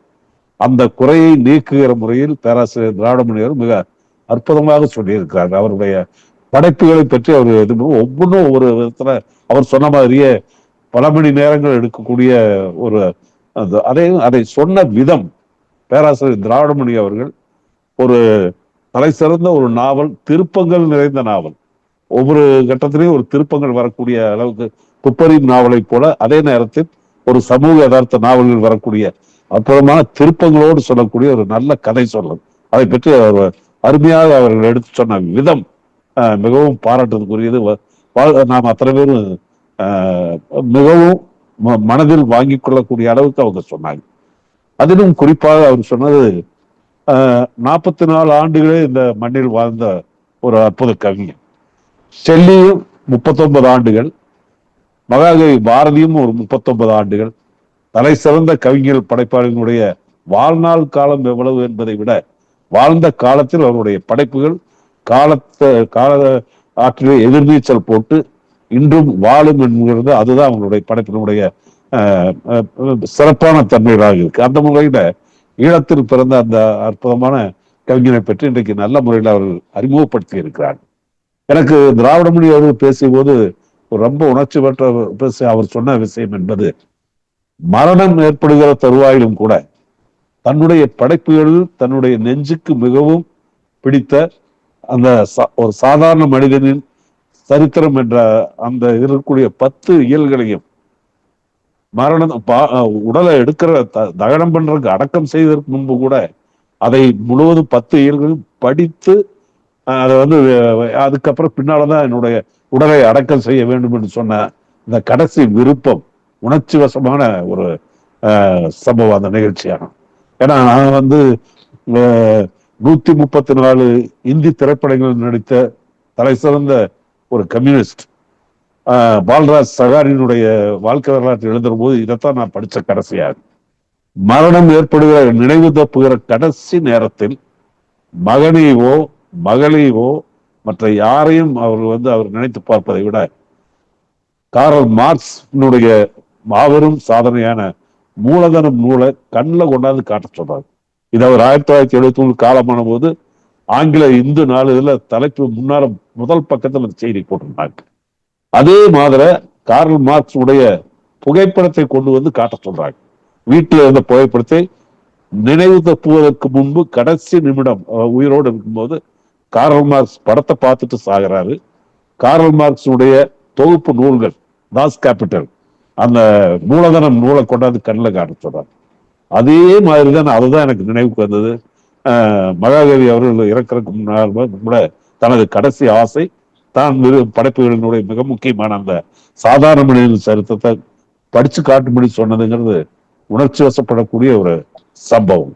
அதே மாதிரி ஜாதி பிரச்சனை ஈழாத மண்ணில் எவ்வளவு எந்த அளவுக்கு இருக்குதுங்கிறத டேனியல் எப்படி முதலில் ஒரு அம்பலப்படுத்தினாரோ சிறுகதை வடிவில, அதை நம்ம பேராசிரியர் மார்க்ஸ் அவர்கள் அவருடைய 4 சிறுகதை தொகுப்புகள் கொண்டு வந்திருக்காங்க. அதற்கு சரிசமமாக அந்த தேர் இழுக்கும் பொழுது அந்த ஜாதியை பற்றி இன்னைக்கு அந்த ஊருக்குள்ள ஈழ சமூகத்தில் இருந்த அந்த ஜாதி பிரச்சனையை அந்த இதை சொன்னாங்க. அதே மாதிரி உழைப்பு வருகிற பொழுது தமிழர்கள் உலகத்தின் எந்த பகுதிக்கு போனாலும் அவர்களை ஆங்கிலேயர் ஆதிக்க காலத்திலேயே பல்வேறு நாடுகளுக்கு அவருடைய உழைப்பை சுரண்டுவதற்கு கொண்டு போன அந்த விஷயத்தை நினைவுபடுத்துகிற ஒரு கடும் உழைப்பு கொண்ட விவசாயினுடைய கதையை சொன்னார். மிக அற்புதமான விஷயம். நான் இப்ப சென்ற வாரம் இலங்கைக்கு போன போதுதான் தெரிஞ்சது, நுவரேலியா என்ற அந்த மாவட்டம் முழுவதும் நீலகிரி மாவட்டம் மாதிரி வால்பாறை மாதிரி முழுக்க தோட்ட தொழில். அந்த பகுதியில் 99% தமிழர்கள் 200 ஆண்டு காலமாக இங்கிருந்து போய் வம்சாவளியை செட்டில் ஆனவங்க 3 தலைமுறையாக. ஆனால் இன்றைக்கும் அவர் குடியிருக்கிற பகுதியை நான் போய் நுவரேலியா நகரத்தில் போய் அந்த எஸ்டேட்டுகளை பார்க்கிற போது பன்றி குடிசைகள், மாடுகளை கட்டக்கூடிய ஒரு தொழுவங்கள். அந்த நிலைமை இன்றைக்கும் 2021ஆம் நூற்றாண்டிலும் நுவரேலியா மாவட்டத்துல எஸ்டேட்டுகளை நான் கண்ணால பார்த்தேன். எனவே அப்ப அந்த உழைப்புக்காக அவர் தயங்காமல் எப்படி இங்கிருந்து வெவ்வேறு நாடுகளுக்கு கொண்டு போய் உழைப்பு சுரண்டப்பட்டார்களோ அதை நினைவுபடுத்துகிறான். கடுமையான உழைப்பு, மனப்பூர்வமாக உழைக்கிற உழைப்பு. அதை பேராசிரியர் திராவிடமணி அவர்கள் அந்த ஒரு விவசாயி, அது மழையோ வெள்ளமோ புயலோ அழிவு ஏற்பட்டாலும் கூட மீண்டும் மீண்டும் அந்த மண்ணில விளைவிக்க முடியும் என்ற நம்பிக்கையோடு பாடுபடுவதை நினைவுபடுத்தினார்கள். எனவே இந்த இவ்வளவு பெரிய ஒரு அற்புதமான கவிஞனை இத்தனை நாள் நாங்க தெரிஞ்சு கொள்ளாம போனதுங்கிறது உண்மையிலேயே வருத்தத்துக்குரியது. அந்த குறையை போக்குகிற வகையில் பேராசிரியர் திராவிடமணி அவர்கள் இன்றைக்கு மிக அற்புதமாக அவர்கள் அறிமுகப்படுத்தி இருக்காரு. அந்த படைப்புகளை நாங்கள் தேடி படிப்போம். தோழர் காமு சொன்னதை போல தேடி படிக்க என்ற ஆர்வத்தை தூண்டுகிற முறையில இந்த உரை அமைந்திருந்தது. அதனுடைய அவருடைய படைப்புகள் அத்தனையும் வருகிற நூற்றாண்டு விழாவும் போது இப்பிருந்தே நாம தயாராகி இயக்குனர் கங்கா சொன்னதை போல பேராசிரியர் திராவிடமணி மூலமாக மீண்டும் மீண்டும் அவருடைய படைப்புகள் நம்முடைய கவனத்துக்கு வர வேண்டும், நாமும் தேடி படிக்க வேண்டும். அதற்கு ஏற்பாடு செய்த இந்த நிகழ்ச்சியில பேராசிரியர் திராவிடமணி அவருக்கு நான் மிகுந்த நன்றி கடன் பட்டிருக்கேன் என்று சொல்லி, புதிய படைப்புகளை அறிமுகப்படுத்தி தெரிந்து கொண்டதில் ஒரு பயனுள்ள நிகழ்வு இது என்று சொல்லி அவர்களுக்கு மீண்டும் மீண்டும் நெஞ்சார்ந்த நன்றியையும் வாழ்த்துக்களையும் பாராட்டையும் சொல்லி நிறைவு செய்தேன். நன்றிகள்.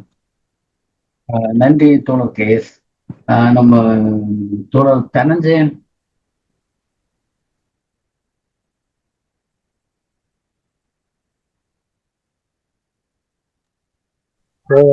தனஞ்சயன். வணக்கம் தோழர். வணக்கம் தோழர்.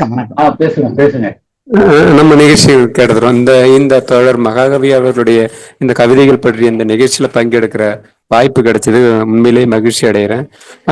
சிவத்தம்பி ஐயாவோட நான் இங்க சென்னையில PhD பண்ற காலத்துல சிவத்தம்பி ஐயாவோட பேசும்போது அடிக்கடி சொல்லுவாங்க அந்த ஐயாவோட கவிதைகளை பத்தி எல்லாம். அப்ப படிக்கணுன்ற ஆர்வம் அந்த சம்பவத்துக்கு அப்புறம் இப்பதான் நான் ஐயாவோட கவிதைகளை பத்தி முழுசா ஒரு நல்ல பொழிவு கேட்டேன். இது அடுத்தடுத்து வாய்ப்புகள் கிடைச்சா அந்த கவிதைகளை படிக்க எங்க ஐயா கிடைக்குன்னு சொன்னீங்கன்னா அந்த கவிதை படிச்சுட்டு நாம இன்னும் கலந்துரைய வசதியா இருக்குங்க ஐயா. கலந்துரையாட ரொம்ப நல்ல பொழிவுங்க ஐயா. இது ஈழத்தமிழர்கள் பற்றிய பதிவுகளை முக்கியமா நமக்கு இன்னும் வெளிச்சத்துக்கு கொண்டு வரதுக்கு இது உதவியா இருக்குல்ல. நன்றி தோழர். அப்புறம் நம்ம தோழர் ரமணி, பாப்பா ரமணி தோழர்.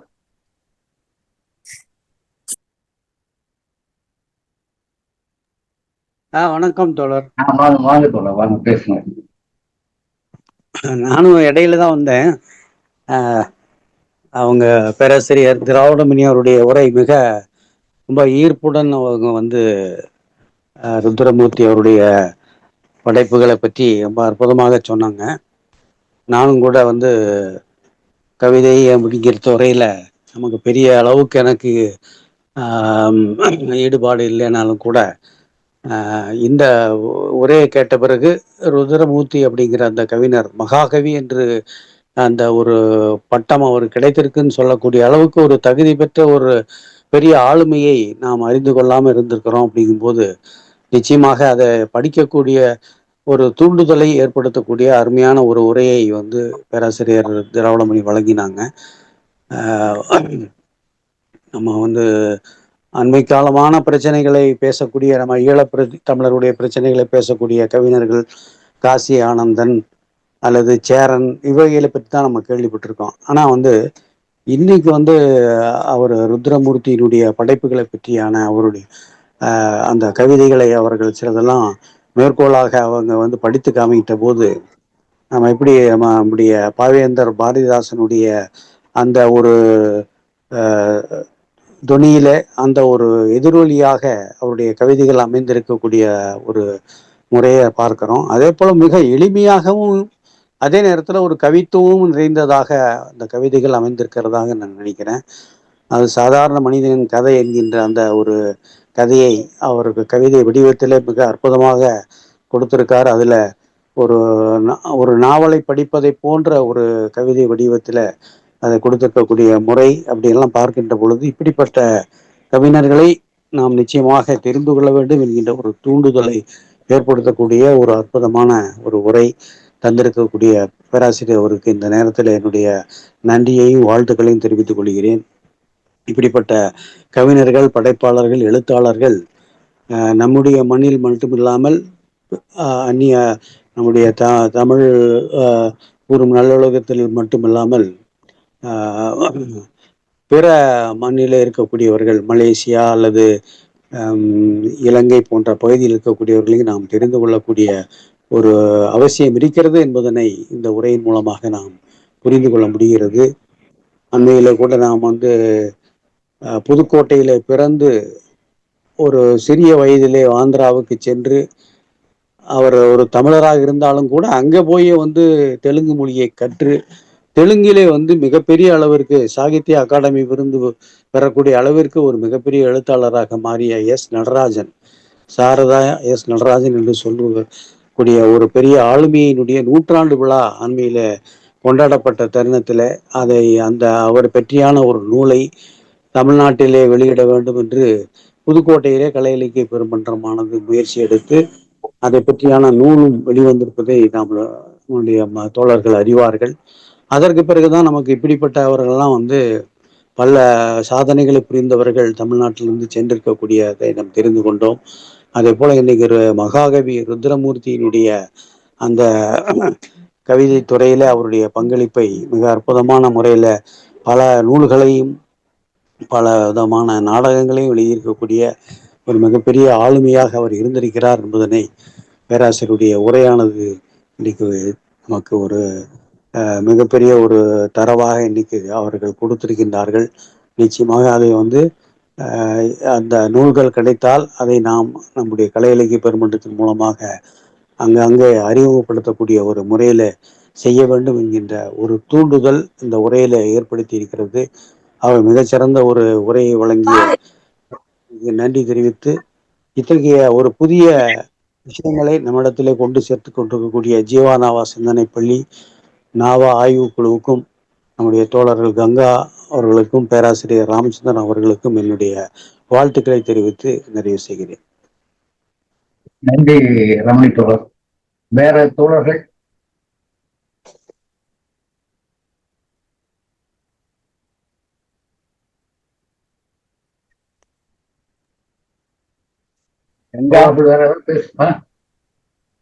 வேற யாரும் இல்லைன்னா நீங்க பேசி அப்படி முடிச்சு வச்சிடலாம். ஆமா, அவங்க திராவிடமணியை பேசுறதுக்கு தோழர் இதுல அவங்க நீங்க நூல்கள் கேட்டீங்க இல்லையா? நூல்கள் அவங்களுடைய நூல்கள் வந்து நூலகம்.com அதுல போனாக்க எல்லாமே பதிவிறக்கம் பண்ணிக்கலாம். இணையத்திலே கிடைக்குது அவங்களுடைய நூல்கள் எல்லாமே. Right right. நான் அதை பதிவிறக்கம் பண்ணி கூட நான் அனுப்பி வைக்கிறேன் உங்களுக்கு வேணும்னா. மகிழ்ச்சி. நான் நூலகம் டவுன்லோட் எல்லா நூல்களுமே கிடைக்குது அதுல. சரி ஐயா, ஒரு சின்ன பாயிண்ட் மட்டும் நான் சொல்ல விரும்புறேன். சொல்லுங்க தோழர். இன்னைக்கு காலையில நான் ஒரு ஸ்காண்டினேவியன் மார்க்சிஸ்ட் எழுதின ஒரு புக்கு பார்த்தேன். அதுல வந்து அவங்க 1990 வந்து 70களில் எழுதின ஆர்ட் ஒர்க்லாம் திருப்பி எழுதுறது தேவையா, இன்னைக்கு வந்து மார்க்சிஸ்டுக்கு அது பொருந்துமா இன்னைக்கு சூழல்ல அப்படின்னு சொல்லிட்டு அந்த புக்ல முக்கியமான இன்னைக்கு பூஸ்வா கல்ச்சர்ல ஏன் வந்து மார்க்சிஸ்ட் நம்ம திருப்பி பார்க்கணும் அப்படின்னு அதை எழுதியிருந்தாங்க. அந்த இன்ட்ரோடக்ஷன் படிச்சுட்டு இன்னைக்கு இவங்க எதை கேட்கறப்ப ரொம்ப பயனுள்ளதா இருந்துச்சு. ஏன்னா 100 ஆண்டுகளுக்கு முன்னாடி இருக்க ஒரு கவிஞர் எடுத்து இன்னைக்கு வந்து நம்ம இன்னைக்கு வாழ்ற சூழ்நிலைக்கு வந்து எப்படி நம்ம பார்க்கணும், அது மெட்டீரியல் கல்ச்சரை பத்தி அவர் பேசியிருக்கிறதுலாம் ஒரு பெரிய விஷயம். அன்னைக்கு அதை திருப்பி நம்ம படிச்சு இன்னைக்கு உள்ள மெட்டீரியல் கல்ச்சரை நம்ம கனெக்ட் பண்ணி பார்த்தா ரொம்ப நல்லா இருக்கும் அப்படின்னு நான் நினைக்கிறேன். நன்றி. ரொம்ப நன்றி தோழர். நன்றிங்க. ரொம்ப நன்றி. வேற தோழர்கள்?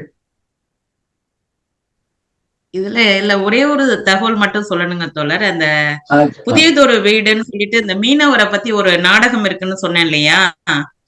அது வந்து மௌனகுரு, ஆனந்தராசா அப்படின்னு சொல்லிட்டு தாசி சிஎஸ் இவங்க எல்லாம் வந்துட்டு கிட்டத்தட்ட 25 தடவைக்கு மேல வந்து மேடையேற்றம் செஞ்சிருக்காங்க, நெறியாள்கை பண்ணி. அது நாடகமா லண்டன்ல கூட அத வந்து நாடகமா அத போட்டிருக்காங்க. இன்னைக்கு வரைக்கும் நாடகமா போடுறாங்கன்னு கேள்விப்படுறாங்க.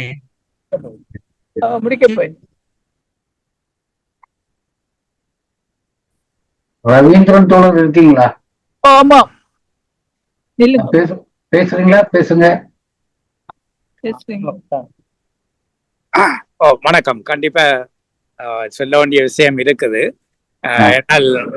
மகாகவியுடைய பூட்டன் 2 பூட்டன்கள் இருக்கிறாங்க. அந்த 2 பூட்டங்களும் என்னுடைய பேரன்கள்.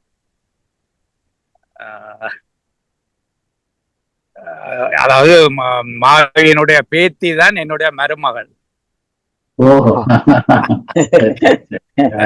அந்த வகையில நாங்கள் மாவியை அறிஞ்சதை விடவும் தமிழ்மணி அவர்கள் அற்புதமாக பல விஷயங்களை சொல்லியிருந்தார்கள். நான் உங்களுக்கு முதல் சொன்னது போல இடையில நான் கலந்து கொள்ற இன்னொரு நிகழ்ச்சி இருக்கிறதாக சொல்லியிருந்தேன். ஆனால் என்னுடைய மனைவி அதில் கலந்து கொண்டாங்க. நான் தொடர்ச்சியாக இந்த நிகழ்ச்சியை கேட்டுக்கொண்டிருந்தேன். மிக அற்புதமான ஒரு விஷயம். எழுத்துல வாரது இன்னும் நல்லது. நம்ம அடுத்த நூற்றாண்டு வருது அவருடைய அது நீங்க சொன்னீங்க மிக முக்கியமான விஷயம். நாங்களும் கூட எங்களுடைய நூலகத்துல அந்த விஷயத்தை கவனத்தில் எடுக்கிறோம். அது நம்ம அடுத்த ஆண்டு நம்ம இன்னும் திட்டமிட்டு செய்யலாம். கண்டிப்பா கண்டிப்பா. ரொம்ப ரொம்ப மகிழ்ச்சி.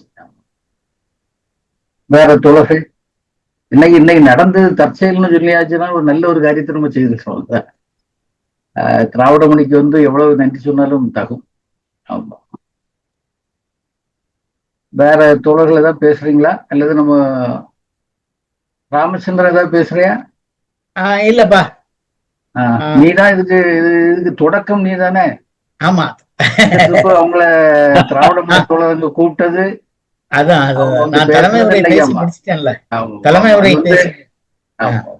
அது நம்ம அந்த நிகழ்ச்சி நினைச்சதை விட இன்னொரு டைமென்ஷனுக்கு போயிட்டு. ஆமா ஆமா ஆமா ஆமா, அது ரொம்ப முக்கியமான விஷயம். ஒரு விஷயத்த சொல்லணும். சொல்லுங்க. அதாவது கவிஞர் சிற்பி 90 ஆண்டு எட்டியதுனால அதை ஒட்டி அங்கங்க படைப்புலகம் அவருடைய பங்களிப்புகளை பற்றியான நிகழ்வுகள் நடந்துட்டு இருக்கு. இப்ப பொள்ளாச்சி நகரத்துல ஒரு 3 நிகழ்வு வரக்கூடிய 16, 17 தேதிகள் நடக்குது.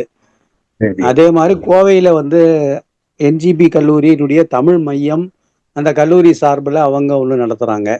அப்புறம் நம்ம நம்முடைய தலைமைக்குழு உறுப்பினருங்கிற முறையில அவருடைய பங்களிப்பை நம்ம அங்கீகரித்து அதற்கு அவரை நம்ம கொண்டாடணும் அப்படிங்கிற முறையில அவரிடத்துல நான் அதை பற்றி பேசினேன்.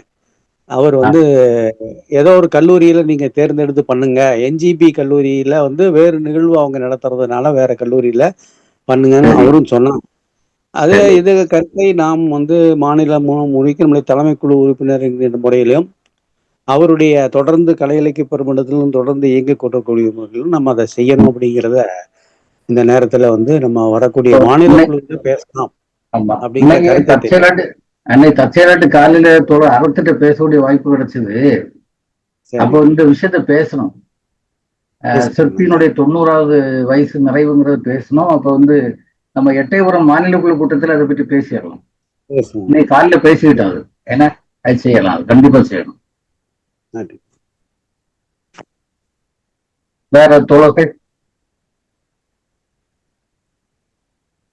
சரி, அப்ப நம்ம ராமச்சந்திரா இது திராவிட மணி தோழர் வேற ஏதாவது சொல்லணுமா?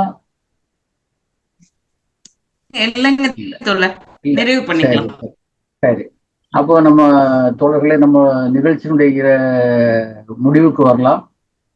நிறைவு பாடலை பாடுவதற்கு அருமை தம்பி ஜார்ஜ். ஒன்னே எல்லாரும் இந்த கருத்துரை சொன்ன எல்லாருக்கும் என்னுடைய நன்றியை தெரிவிச்சுக்கிறேன்.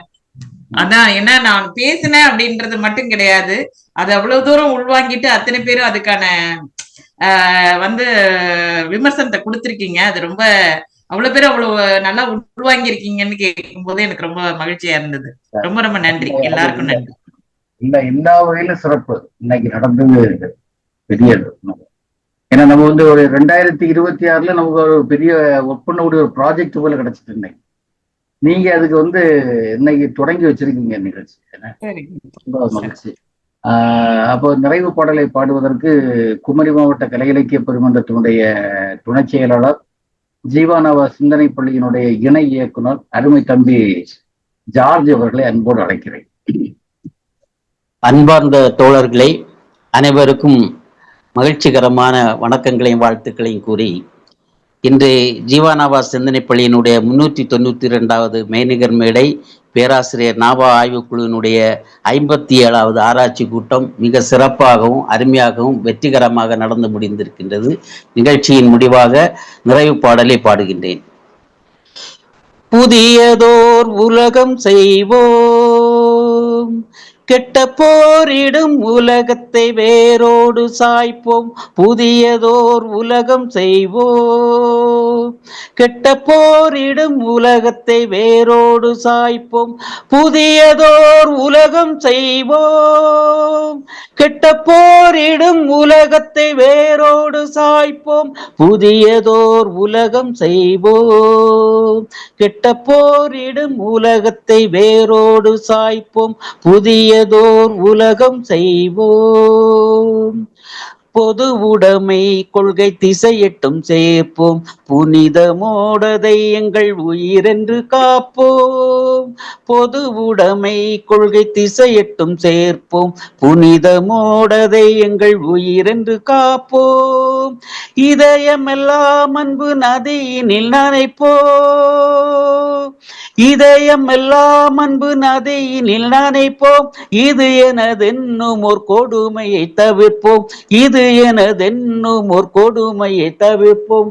புதியதோர் உலகம் செய்வோம், கெட்ட போரிடும் உலகத்தை வேரோடு சாய்ப்போம், புதியதோர் உலகம் செய்வோம். உணர்வென்னும் கனலிடை அயர்வினை எரிப்போம், ஒரு பொருள் தனி என்னும் மனிதரை சிரிப்போம். உணர்வென்னும் கனலிடை அயர்வினை எரிப்போம், ஒரு பொருள் தனி என்னும் மனிதரை சிரிப்போம். இயல் பொருள் பயன் தர மறுத்திடில் பசிப்போம், இயல் பொருள் பயன் தர மறுத்திடில் பசிப்போம். ஈவதுண்டாம் எனில் அனைவரும் புசிப்போம், ஈவதுண்டாம் எனில் அனைவரும் புசிப்போம். புதியதோர் உலகம் செய்வோம், கெட்ட போரிடும் உலகத்தை வேரோடு சாய்ப்போம், புதியதோர் உலகம் செய்வோம்.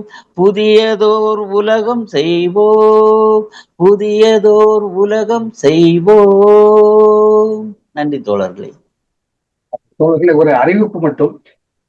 வரக்கூடிய புதன்கிழமை நாளை மறுநாள் ஜீவானவா சிந்தனை பள்ளியினுடைய 393வது மெய்நிகர் மேடை நடக்கிறது.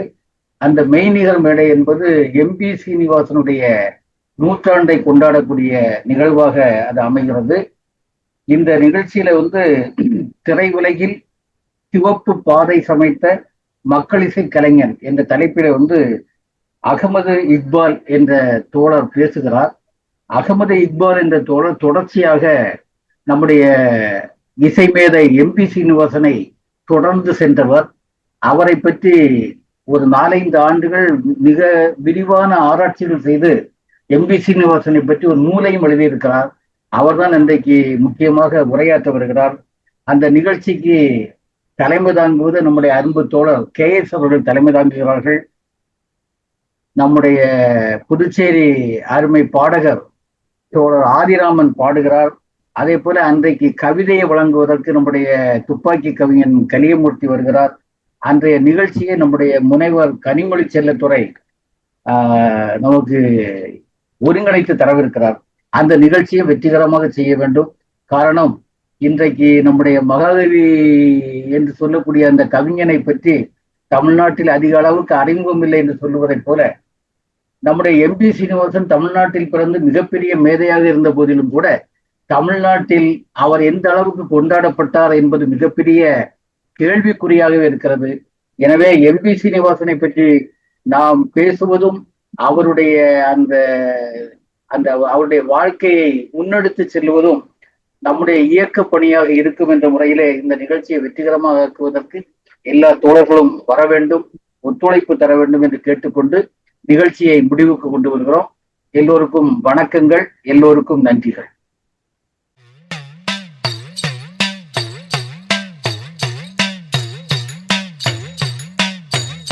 பிறப்பு ஒக்கும் எல்லா உயிர்க்கும் சிறப்பு ஒவ்வா செய்தொழில் வேற்றுமையான்.